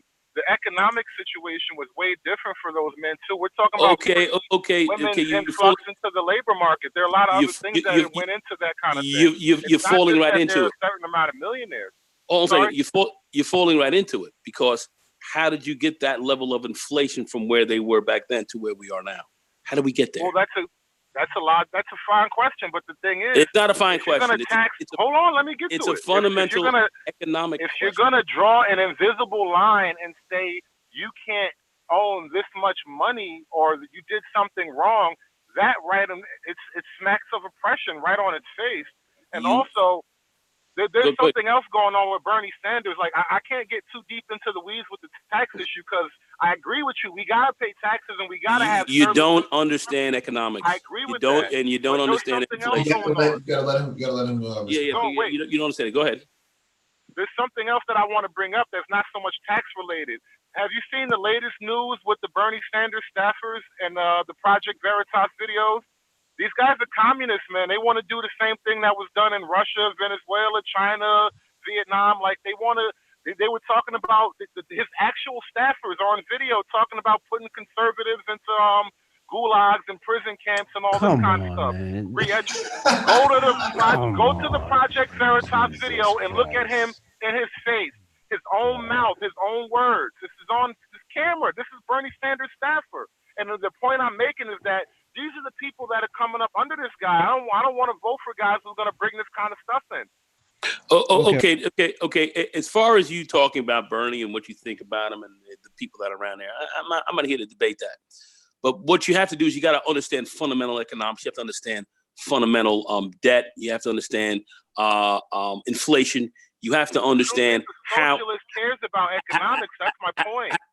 The socialist what? Socialist. Bernie is a socialist. Democratic socialism is still socialism. Hold on a second. Doesn't care about economics. My man, you made a point. I'm just trying to go ahead. You can't cut me off because I'm getting ready to tear you out the frame right now. Because what you're talking about doesn't make much sense when we start looking at where our economic game is to where when we built the Hoover Dam and we did all these giant public works projects where you had to have money in which to do this and not run a lot of debts to where we are today, why we can't do these types of things today, why our dollars are not at the buying power level that we had back then, and what has precipitated that, and why it's a huge problem to have a very small number of people own all the wealth and say, well, that's capitalism. I would literally almost submit to you that is in fact economic communism. Okay, for a very small few. Plan? I don't hear Bernie talking about building our dams and our roads up. Well, all these guys are talking about infrastructure. All of them are talking about it. All right. The question of it is where are you going to get the money to do it? I've heard it. All right. So I've heard it. And where are you going to get the money to do it, man? All right. So you got the Green New Deal. They're not talking about actual infrastructure. They're talking about refitting your economy to fit some kind of climate change standards. These guys are they're trying to slip you a Mickey. Slip us a Mickey in which way? What are you talking about? Slip us a Mickey. What are you talking about? They don't give a shit about economics, man. They are socialists. They want to implement their socialist dream, and it's not going to be the road building plan you think. Let me jump in here for a second because my G you has his hand up for a while. Go ahead. Yeah, go ahead. Hey, yeah. Hey guys, yeah, just want to piggyback on the wealth tax. I definitely agree in principle about having a wealth tax on like some of our wealthiest earners within the U.S. And I think more importantly than that, we need to raise the corporate income tax or corporate tax rate similar to what we had in the 60s. And as is proposed right now, Elizabeth Warren's wealth tax, I believe that's really impossible. She thinks it's going to be 8% of wealth on people making over 500 million plus, but her own campaign staffer did reach out to, I believe, Bloomberg media and said that didn't account for liquid assets. So it'd be impossible to sell 5% or excuse me, 8% of your business every year, or sell parts of your homes or your assets or land that you own in your portfolio. So her 8% wealth tax isn't really equating for liquid cash on hand. So I think that that's one thing that we have to kind of think about when we talk about the wealth tax. And also really quick to circle back on what we're talking about with respects to Iran and the whole war and stuff like that going on. I think that Trump, like this is more of a feature than a flaw. And this was promises made, promises kept, more along the same. If you look at his base, a majority of them are evangelical Christians, and they actually believe that Trump is bringing about some sort of biblical prophecy. If you guys remember the move to the capital of Israel, us moving our embassy there and recognizing it, that's a huge part of evangelical lore. So basically, Jesus is supposed to come back on the Isle of the Mounds. There's supposed to be a war in the Tigris-Euphrates, a war against Persia. That's supposed to be, i.e. Iran, and they believe Trump is bringing about that. Yeah, he's telling the truth. He's telling the truth because as someone, I mean, I come from my family's very religious. You know, they're Baptists, and I've been hearing this shit growing up, and they really believe, you know, the end days are here. So a lot of them support him because they feel like, you know, he's accelerating the end of days. Like they want all this chaos, they want all this fighting over there because it's for them. It's like, yes, Jesus is gonna come soon. You know, if there's a war. No, I think that Jesus is more or less money when we really look at it. Because at the end of the day, what we really want, and if you take a look at Iran and what we've been doing since we've been meddling in there since literally the times of Mossadegh, when as he came in, was democratically elected. We knocked him out of the box. Why? Because of all of the oil that was found over there. BP and all them, well, this is before BP, but then BP, of course, became BP as British Petroleum. The forerunner before that found all the oil there in 1908 or whatever in Iran. And next thing you know, they started, literally mining that oil big time, created famines that were up in there as well, in the 1920s that nobody even knows about. And then they continued to run a certain type of game. What happened was, the Shah got deposed. And then, Mossadegh got democratic elected, decided to nationalize, the oil fields. And we've been tearing them out of the frame ever since. And then, of course, the Shah came back in, and then he got deposed in 1979. And then, the religious extremists got in there, and they've been running the game ever since. And we want that control of that country back again. And it's not even just so much for oil, because we've got a lot of oil here today, but it's really about controlling, the balance of power in the Middle East. And we do not want Iran as a power, religious or secular power there. We don't want them. We don't want them. We want to control that region. And us, they used to be our bully in there, and then when they flipped over and went back to controlling their own destiny, if you will, they weren't our bully anymore. Then we had Israel to be that bully in that Middle East, and that's the game we've been playing, and it's about hegemony, really. And so I think when we talk about the Jesus and all that kind of stuff, that Jesus is that oil, that Jesus is that political and economic control that we want to have in the Middle East. And Iran is a very key player in that, and we want them back underneath our aegis. and then they aren't. And that's basically what's been going on. If you take a look at the history, that's what's been going on with Iran. We've been meddling in there literally since 1953. We don't care about democracy or anything else like that. Mossadegh was elected. He was democratically elected. But when he nationalized the oil, those oil fields, and said we want to take this money in for ourselves and help our people instead of giving you all the dough, that was it. And we've been at it ever since. And we want to destroy them. We want to knock them out the box. And that's been a problem because the last 4,000 years, that old Persia, that country Iran has not been invaded, and it hasn't started any wars. It hasn't, in 4,000 years. If you take a look at their history. So, that's the reality over there, man. We're over there doing some ill shit because we want to control. We want to control that area. We want to control the Middle East. And that's the history. That is the history. That is the history. Absolutely. I agree with us propping up the Shah and then, the Saudis immediately after that as well, and a number of dictators within the region. But I do think that, it's an interesting wrinkle if you look at a large chunk of Trump's voting base are evangelical Christians, and that they do believe this is like an actual doctrine that they believe as far as Jesus returning. And they very well may believe that. You can sell anybody anything. All right. Do I believe that? No. But at the end of the day, I understand politics. I understand economics, and I understand the game. I understand the game they're playing. Those people are evangelicals, and they believe that from an evangelical perspective, and that's their thing. I'm not there to question that, but I certainly, we're not cracking into that base. No one's cracking that base either. And, I don't see the Democrats being able to pierce any of what the president's base is right now. They haven't cracked it. He hasn't expanded his base so much from the standpoint of having a lot of people loving him. And they're just, I think people are just going to go along with the program as people went along with the program with Obama. They're going to go along with the program with this guy as long as things are looking up. That's just what I think. So, all this evangelical stuff and all that is cool, but I'm just looking at where we are with respect to Iran and how we've been, at loggerheads with them since 1953, since we got rid of Mossadegh, and then we put the Shah back in, and then he created that Savak, that very murderous, horrific police force that he had, and taking people out of their houses at night and tearing folks out the frame left, right, and center. That had its tentacles all throughout Iranian society. People got tired of that and overthrew that in '79, and it was students who started this stuff.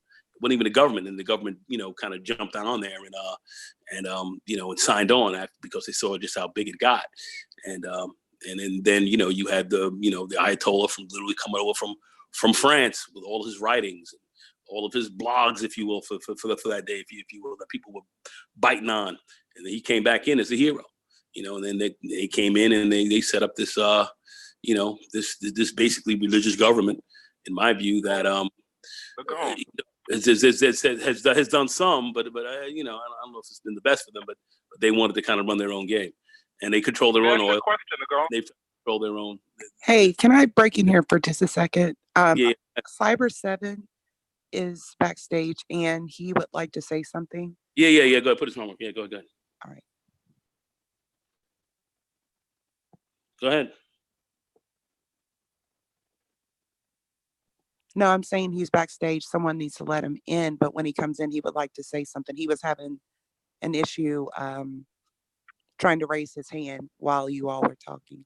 Oh, okay. Wow. Okay. I didn't see it. All right. So somebody else is going to say something. That's it. I'm just breaking down a little bit of the history of Iran. I wanted to ask you a question, Nagone. As far as Iran, do you suppose that the government of Iran in the last 20 years or 30 years rather is like less oppressive than the government of Iran in the previous 30, 40 years before them? Like, was the Shah somehow less repressive than the Ayatollahs are now?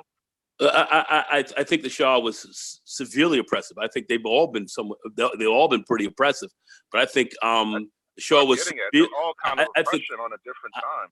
I think he was severely oppressive. I think he was severely oppressive. The Savak was very well known to just roll up and tear your ass out the frame for just even looking funny. If you said anything about the Shah, anything, hey, the Shah suit didn't look right today. What? All right, man, you finished. It was kind of like that, and they would just come up, no trial, no anything. You just were disappeared. And he tried to run through. He tried to be a nice guy up front, but he had a very terrifying, Gestapo army underneath him that did a lot of damage, and they overthrew him. The Shah disappeared though. They're all using the same tactics, no matter who's in charge, and that's the problem with the Middle East. I mean, we can't import democracy to people who aren't naturally democratized. Hold on one second. You're missing the key point. Most of that, who I'm sure you're probably not aware of, who was elected in 1950. All right, he was elected. He was elected democratically by that democratic government that they had formed. He was an elected official. He was elected. By your words, they elected a tyrant just the same as if. Hold on a second. Mossadegh wasn't a tyrant at all. Well, aren't you saying that he's the one that he had the secret police or the Shah? No, I'm sorry, I got that wrong. Excuse me. That was Shah Reza Pahlavi. All right. Yeah, I got that one wrong. Yeah. So that was no.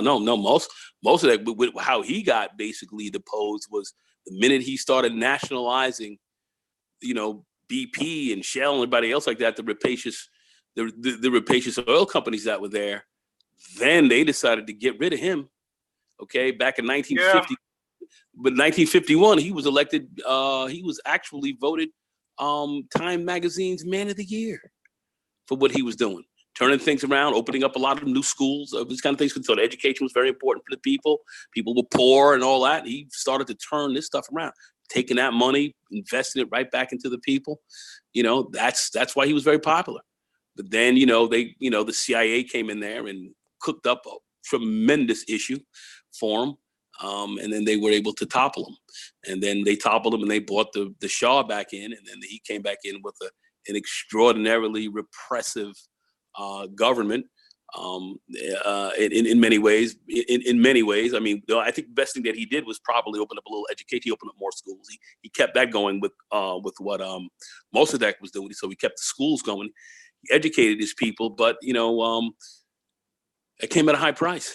It came at a high price, and that's why he was deposed. And that's why you had the Ayatollah Khomeini. And then you had the series of leaders that came from there.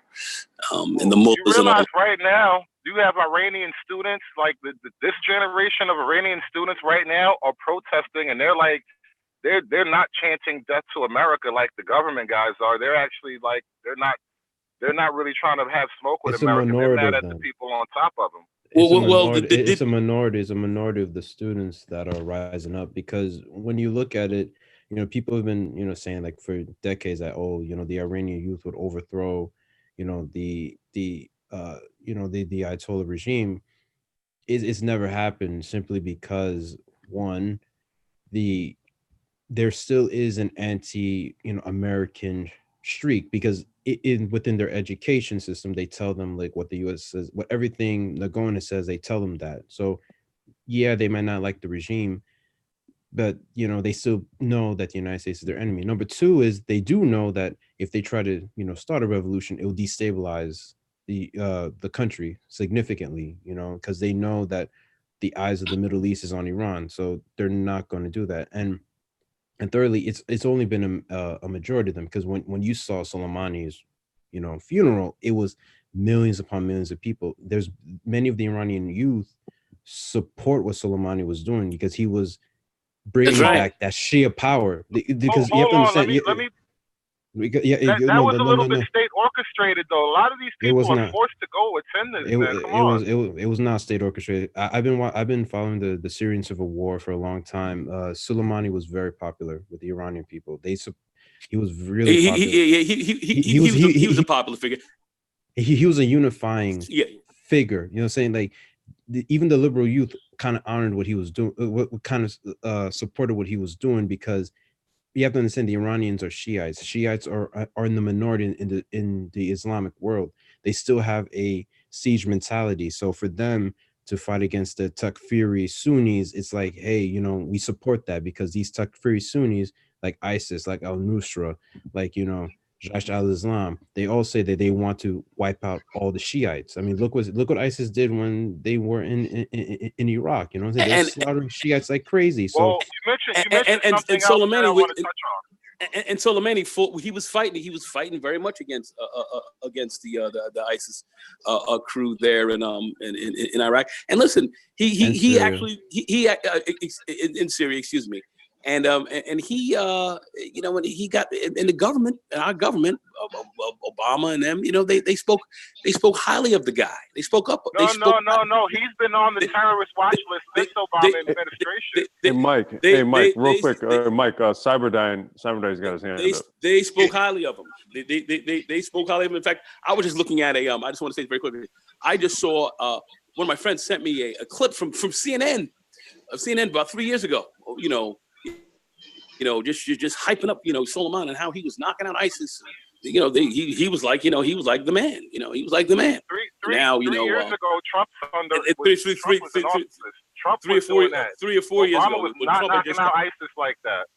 He was. Take a look at the news. I got the clip. Don't tell me that didn't happen. Of course it did. But that's not the thing I wanted. That's not the thing I wanted to bring up to you. Hold on. When Soleimani was in the car and they sent the drone strike at him, you know who else was in that car with him? We just found out that they released the other information. The Hezbollah commander was in the car with him. He was not in Iraq just on a pure peace mission. This guy was not like a friend of America, even though he was killing one of our enemies. Who are you listening to, dude? Hold on 1 second. Anyway, go ahead. Wait a second. Go ahead. He was a friend to the United States when they were in Iraq. That's right. When they were fighting ISIS. If they wanted to drone them, they could have done it back then. We just read several articles that pointed to this from last year, right? We covered these articles last year. So what I'm saying here is, it's not America that wanted him dead. It's Israel that wanted him dead. Israel, Mossad, had him on the hit list for a long time because he had helped Hezbollah in the early 2000s restructure their paramilitary to defeat Israeli Defense Forces in 2006. That's why they won. So and the Israelis never forgot about that. They've been wanting to get him for a long time. In fact, not only that, Hezbollah is an arm of Iran. Hezbollah is a fully financed Iranian militia operating out of Lebanon. Hezbollah is the people who bombed our barracks in Lebanon in the 80s. So for him to be playing around with the Hezbollah commander is not proof of his friendship to us. No, so what I'm saying is America was allied with him in Iraq and during the Obama administration when it was time to remove ISIS from the battlefield. That's right. I mean, I might give you that. I'm not going to argue that totally. I mean, stuff. You could actually look. You could actually look it up on YouTube. It's there on YouTube, fam. It's there. Right? No, I accept that premise. I do. It's not that I'm saying. What's the major point? What's the major point that you're trying to make? I don't know. He's still a viable target. That's my whole point. If you're making him a viable target, what does that make somebody like McManus? Well, he's a target. What do you mean? He's a general in a war. What do you mean? No, he's not a general in the war. There is no war. Wait. I'm sorry. When was war declared? War in Iraq. Whoa, slow down. We are at war in Iraq. A lot of that Iraqi Shiite money that was fighting against us came from Iran. So it wouldn't shock me that Iranian money launched an attack on an American commander. That's war stuff. That's what they want to do in the first place. But the United States is not at war with Iran. Not formally, no. Not formally, no. But again, if you're it was targeted. If you're financing it was targeted. If you're holding that that's not justification. That's not justification for taking out members of parliament and of other sovereign nations, right? With no sort of hold on. With no sort of war. I'm sorry, or government. I'm sorry, or military, even for that matter. I mean, because it's all within the branch of government. So what I'm saying is this: if you don't have any sort of war declaration that's been passed through the halls of Congress, because that's who can declare a war, correct? So how do you then justify? Well, hold on. So how do you then justify taking out people like him, right, in a mission where you don't have any sort of formal hostilities or any sort of decree or anything passed by Congress that says, okay, well, look, we're in some sort of engagement with this country here, so under this decree, these types of things may happen. That's yet to have been passed. In fact, if he was such a criminal, they should have took him to the ICC. They didn't do that. They didn't do that, man. They hit this guy. How many terrorists have we taken anywhere? How many drone But he's strike not victims have attacking- anyone Wait a minute, volunteered to take terrorists. to the Wait, ICC? Well, that's the reason whoa. why that's the classification that put him on the list. He's on the terrorist list. He's a So, general. as You a don't kill terrorist- generals in the field. He's a He's a general, and I'm Who trying to says think. you don't kill generals in the field? That's why. Hold on, but You hold on a don't. second. You're not at war. What are you talking No, I get about, that, Lord. dude? That's What a if fair you point, if but you guys- get that you point? guys If you bringing get up that his point, then military status we is can't irrelevant. extend past beyond trying to justify killing somebody in the field. Well, you ain't at war with No. nobody. Well, what are you talking about? Hold on, because this is very asymmetrical. The idea is that as a general, you are not conducting full-on military engagements. What you're doing is conducting subversive terrorist engagements, and therefore they treat you as such. That's the whole logic to it. I'm not saying you got to say it's right or wrong, but that is the logic, and I do think it's smooth logic by change. your reasoning, every member of Congress or every member of Joint Chiefs of Staff is a viable target at this point. Hold on, but by the same reasoning, a terrorist would do that. That's the whole point. No. What I'm saying is the Russians would have full. I'm not following this man's reasoning. You're accusing a Russian government military of operating as terrorist agents. That's a huge leap to make. No one's accusing the Russians of that. People have always accused the Iranians of that.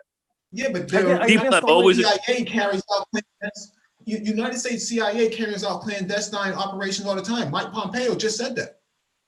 Yeah, it's true. It's true. Yeah. You know what? That's a legitimate point to bring up. By your reasoning, Go ahead, Michael. I'm sorry. By your reasoning, the CIA is a terrorist organization. It's an arm of the government. Don't spies to me, get it killed is. all the time when It they is get caught. CIA. Don't spies get killed and It is a terrorist captured? organization. No, they kidnapped Chavez. They openly admitted to this. They kidnapped Chavez and had him arrested, put him into a jail until his own military forces had broke him out of jail. And they recognized the government at the time. And create death squads. And that was a coup that was stopped. In that sphere. Yeah, that was the coup that was actually now stopped. we can go back even further and we can talk about how they were trying to figure out a way to infuse Cuban cigars to kill and assassinate Castro. The head of a country. All of this is true, and if a CIA, I mean, we've killed them. I mean, Allende and these guys in South America and so forth. The list is long, fam. The list is long. The CIA already admitted that they killed Patrice Lumumba. Oh, and they knew that. I am not arguing against any of that. My point is, you die if you get caught. No, it's not the same, bro. You're talking about killing people who is on their terrorist list, but these are legitimate figures in public in democratic offices. You can't do things like that and expect no. No. You said the CIA operatives were doing these things. No, not CIA operatives. Not CIA operatives. Mike Pompeo said specifically when he ran the organization, they were involved in clandestine operations. That's a terrorist organization. That's right? not my argument. That's not. Hold on. Listen, I'm making so what is your argument? What is your argument? I'm making a fine point based on that. Let's say Mike Pompeo gives the directive, okay? That directive goes down to the chain of command to an individual who has to physically carry out the orders. That individual has his ass on the line. If he gets caught, he dies. That's the deal. It's still the operation of the director of the CIA. It's irrelevant. No, it's irrelevant. I'm not telling Iran they can't have terrorists in their thing. I'm saying if you get caught, you die. No, I'm saying by your reasoning, the whole entire United States alphabet agencies are all terrorist organizations. if Iran wants to classify them as such, then go for it. Your justification of saying no, this is real politics. We're bigger than them, and we can do as we please. If they want to try that, they can go for it. That's kind of where the rubber hits the road. Yeah, but therein lies the problem. So you say we can? Reality, they won't. So you actually say legality. You can't say that because we're bigger than them. That's a legality. That's not a legality, bro. It's not that we can do as we please. Is that right? Is that right, David? No, I didn't say we can do as we please. Absolutely not. What Trump That's did what you was just said. We can do more than they can do. And really. I'm going to correct myself. We cannot. And what justifies that is because we are perceived as a bigger, stronger nation. Is that correct? No. We are not perceived as such. We are as such. It's not a perception. Okay. Aircraft carriers in the Persian Gulf are not a perception. Okay, we are as such. Did the Vietnamese perceive us that way?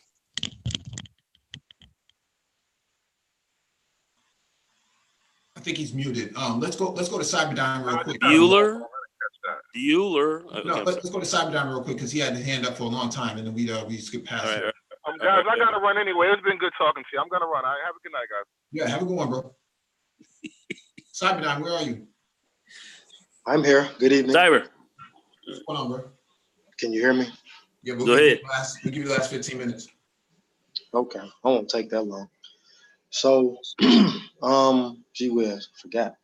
So, I was listening when you guys were talking about, I think you had the thing on there with Bernie Sanders and so forth. And I'm really past a lot of disingenuous politician, really to the point where I really don't take it seriously. And I know a lot of people might have a lot of flack to say, well, that's why we don't have particular results because people don't go and vote, this, that, or whatever, but I don't know if any of you have saw maybe the excerpt where Bernie Sanders was sitting with Cardi B for the political campaign.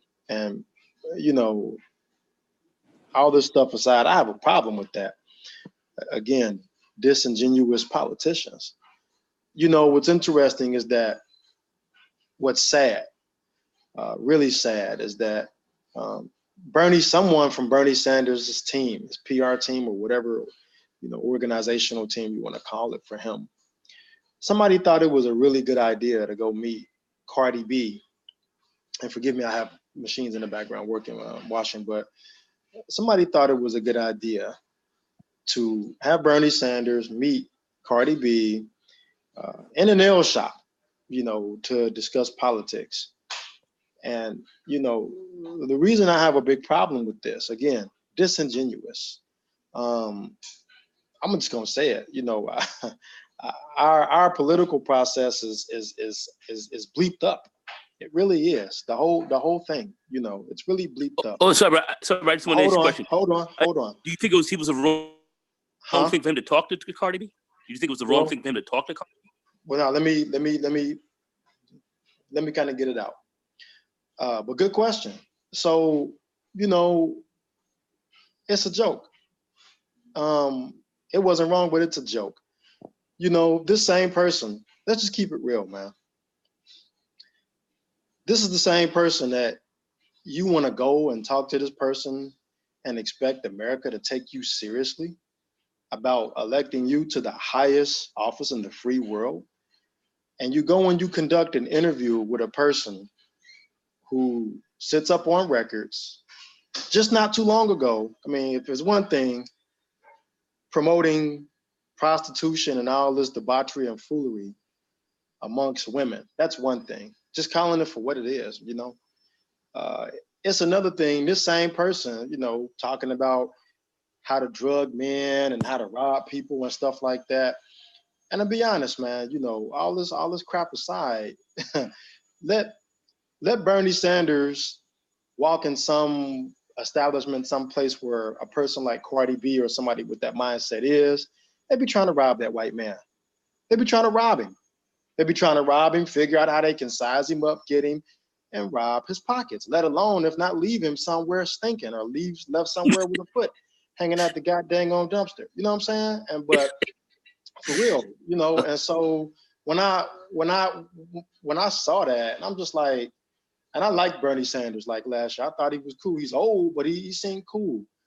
But when I see stuff like that, I mean that kind of took the cake. But I mean, I've always been at it where, you know, it's a big show. These people for decades, for years, do this dog and pony act. They do this dog and pony show. And for what? To get a couple of votes so they can get in office, jack up a bunch of shit, jack up a bunch of stuff, make it so complex and so convoluted that anybody worth a hot dang who could get in, can't get in, won't get in. And if they do get in, the policies, the people, the processes are so commingled that, you know, nothing really ever gets done. And the things that could be made right are completely convoluted in the ether. You know what I'm saying? So that's really all I wanted to say. You know, again, I'll be honest. Like I said, I can't tell you the last time I voted. If I vote for anything, and I'm not, you know, advocating my beliefs or telling people don't go vote. I mean, you do what you do. But you know, I vote within my realm of what is in my control, my finances, my living circumstances, whatever I can control. Yeah, I'll vote with that. So, you know, granted, you know, some presidents have gotten in, some people have gotten in positions and they've done some good and we felt some effects of good, and some people have gotten in and we felt some effects of bad. You know, but ultimately knowing that America's political pendulum, you know, it's never going to be right because there are just too many actors, not politicians, actors. They're actors, man. They're actors. They're actors. Once they do get in, they jack stuff up. And so that's really all I had to say. I mean, area to end of that. you know, I do agree, but I would have to say so much of that's dependent upon us, bro. It's got to be us to get out here and really kind of shake and rattle and roll the system. And we can, but a lot of folks they just want to be asleep. But you know, but the system really is ours if we decide to really get in there and play it. But boy, we are lazy to do that.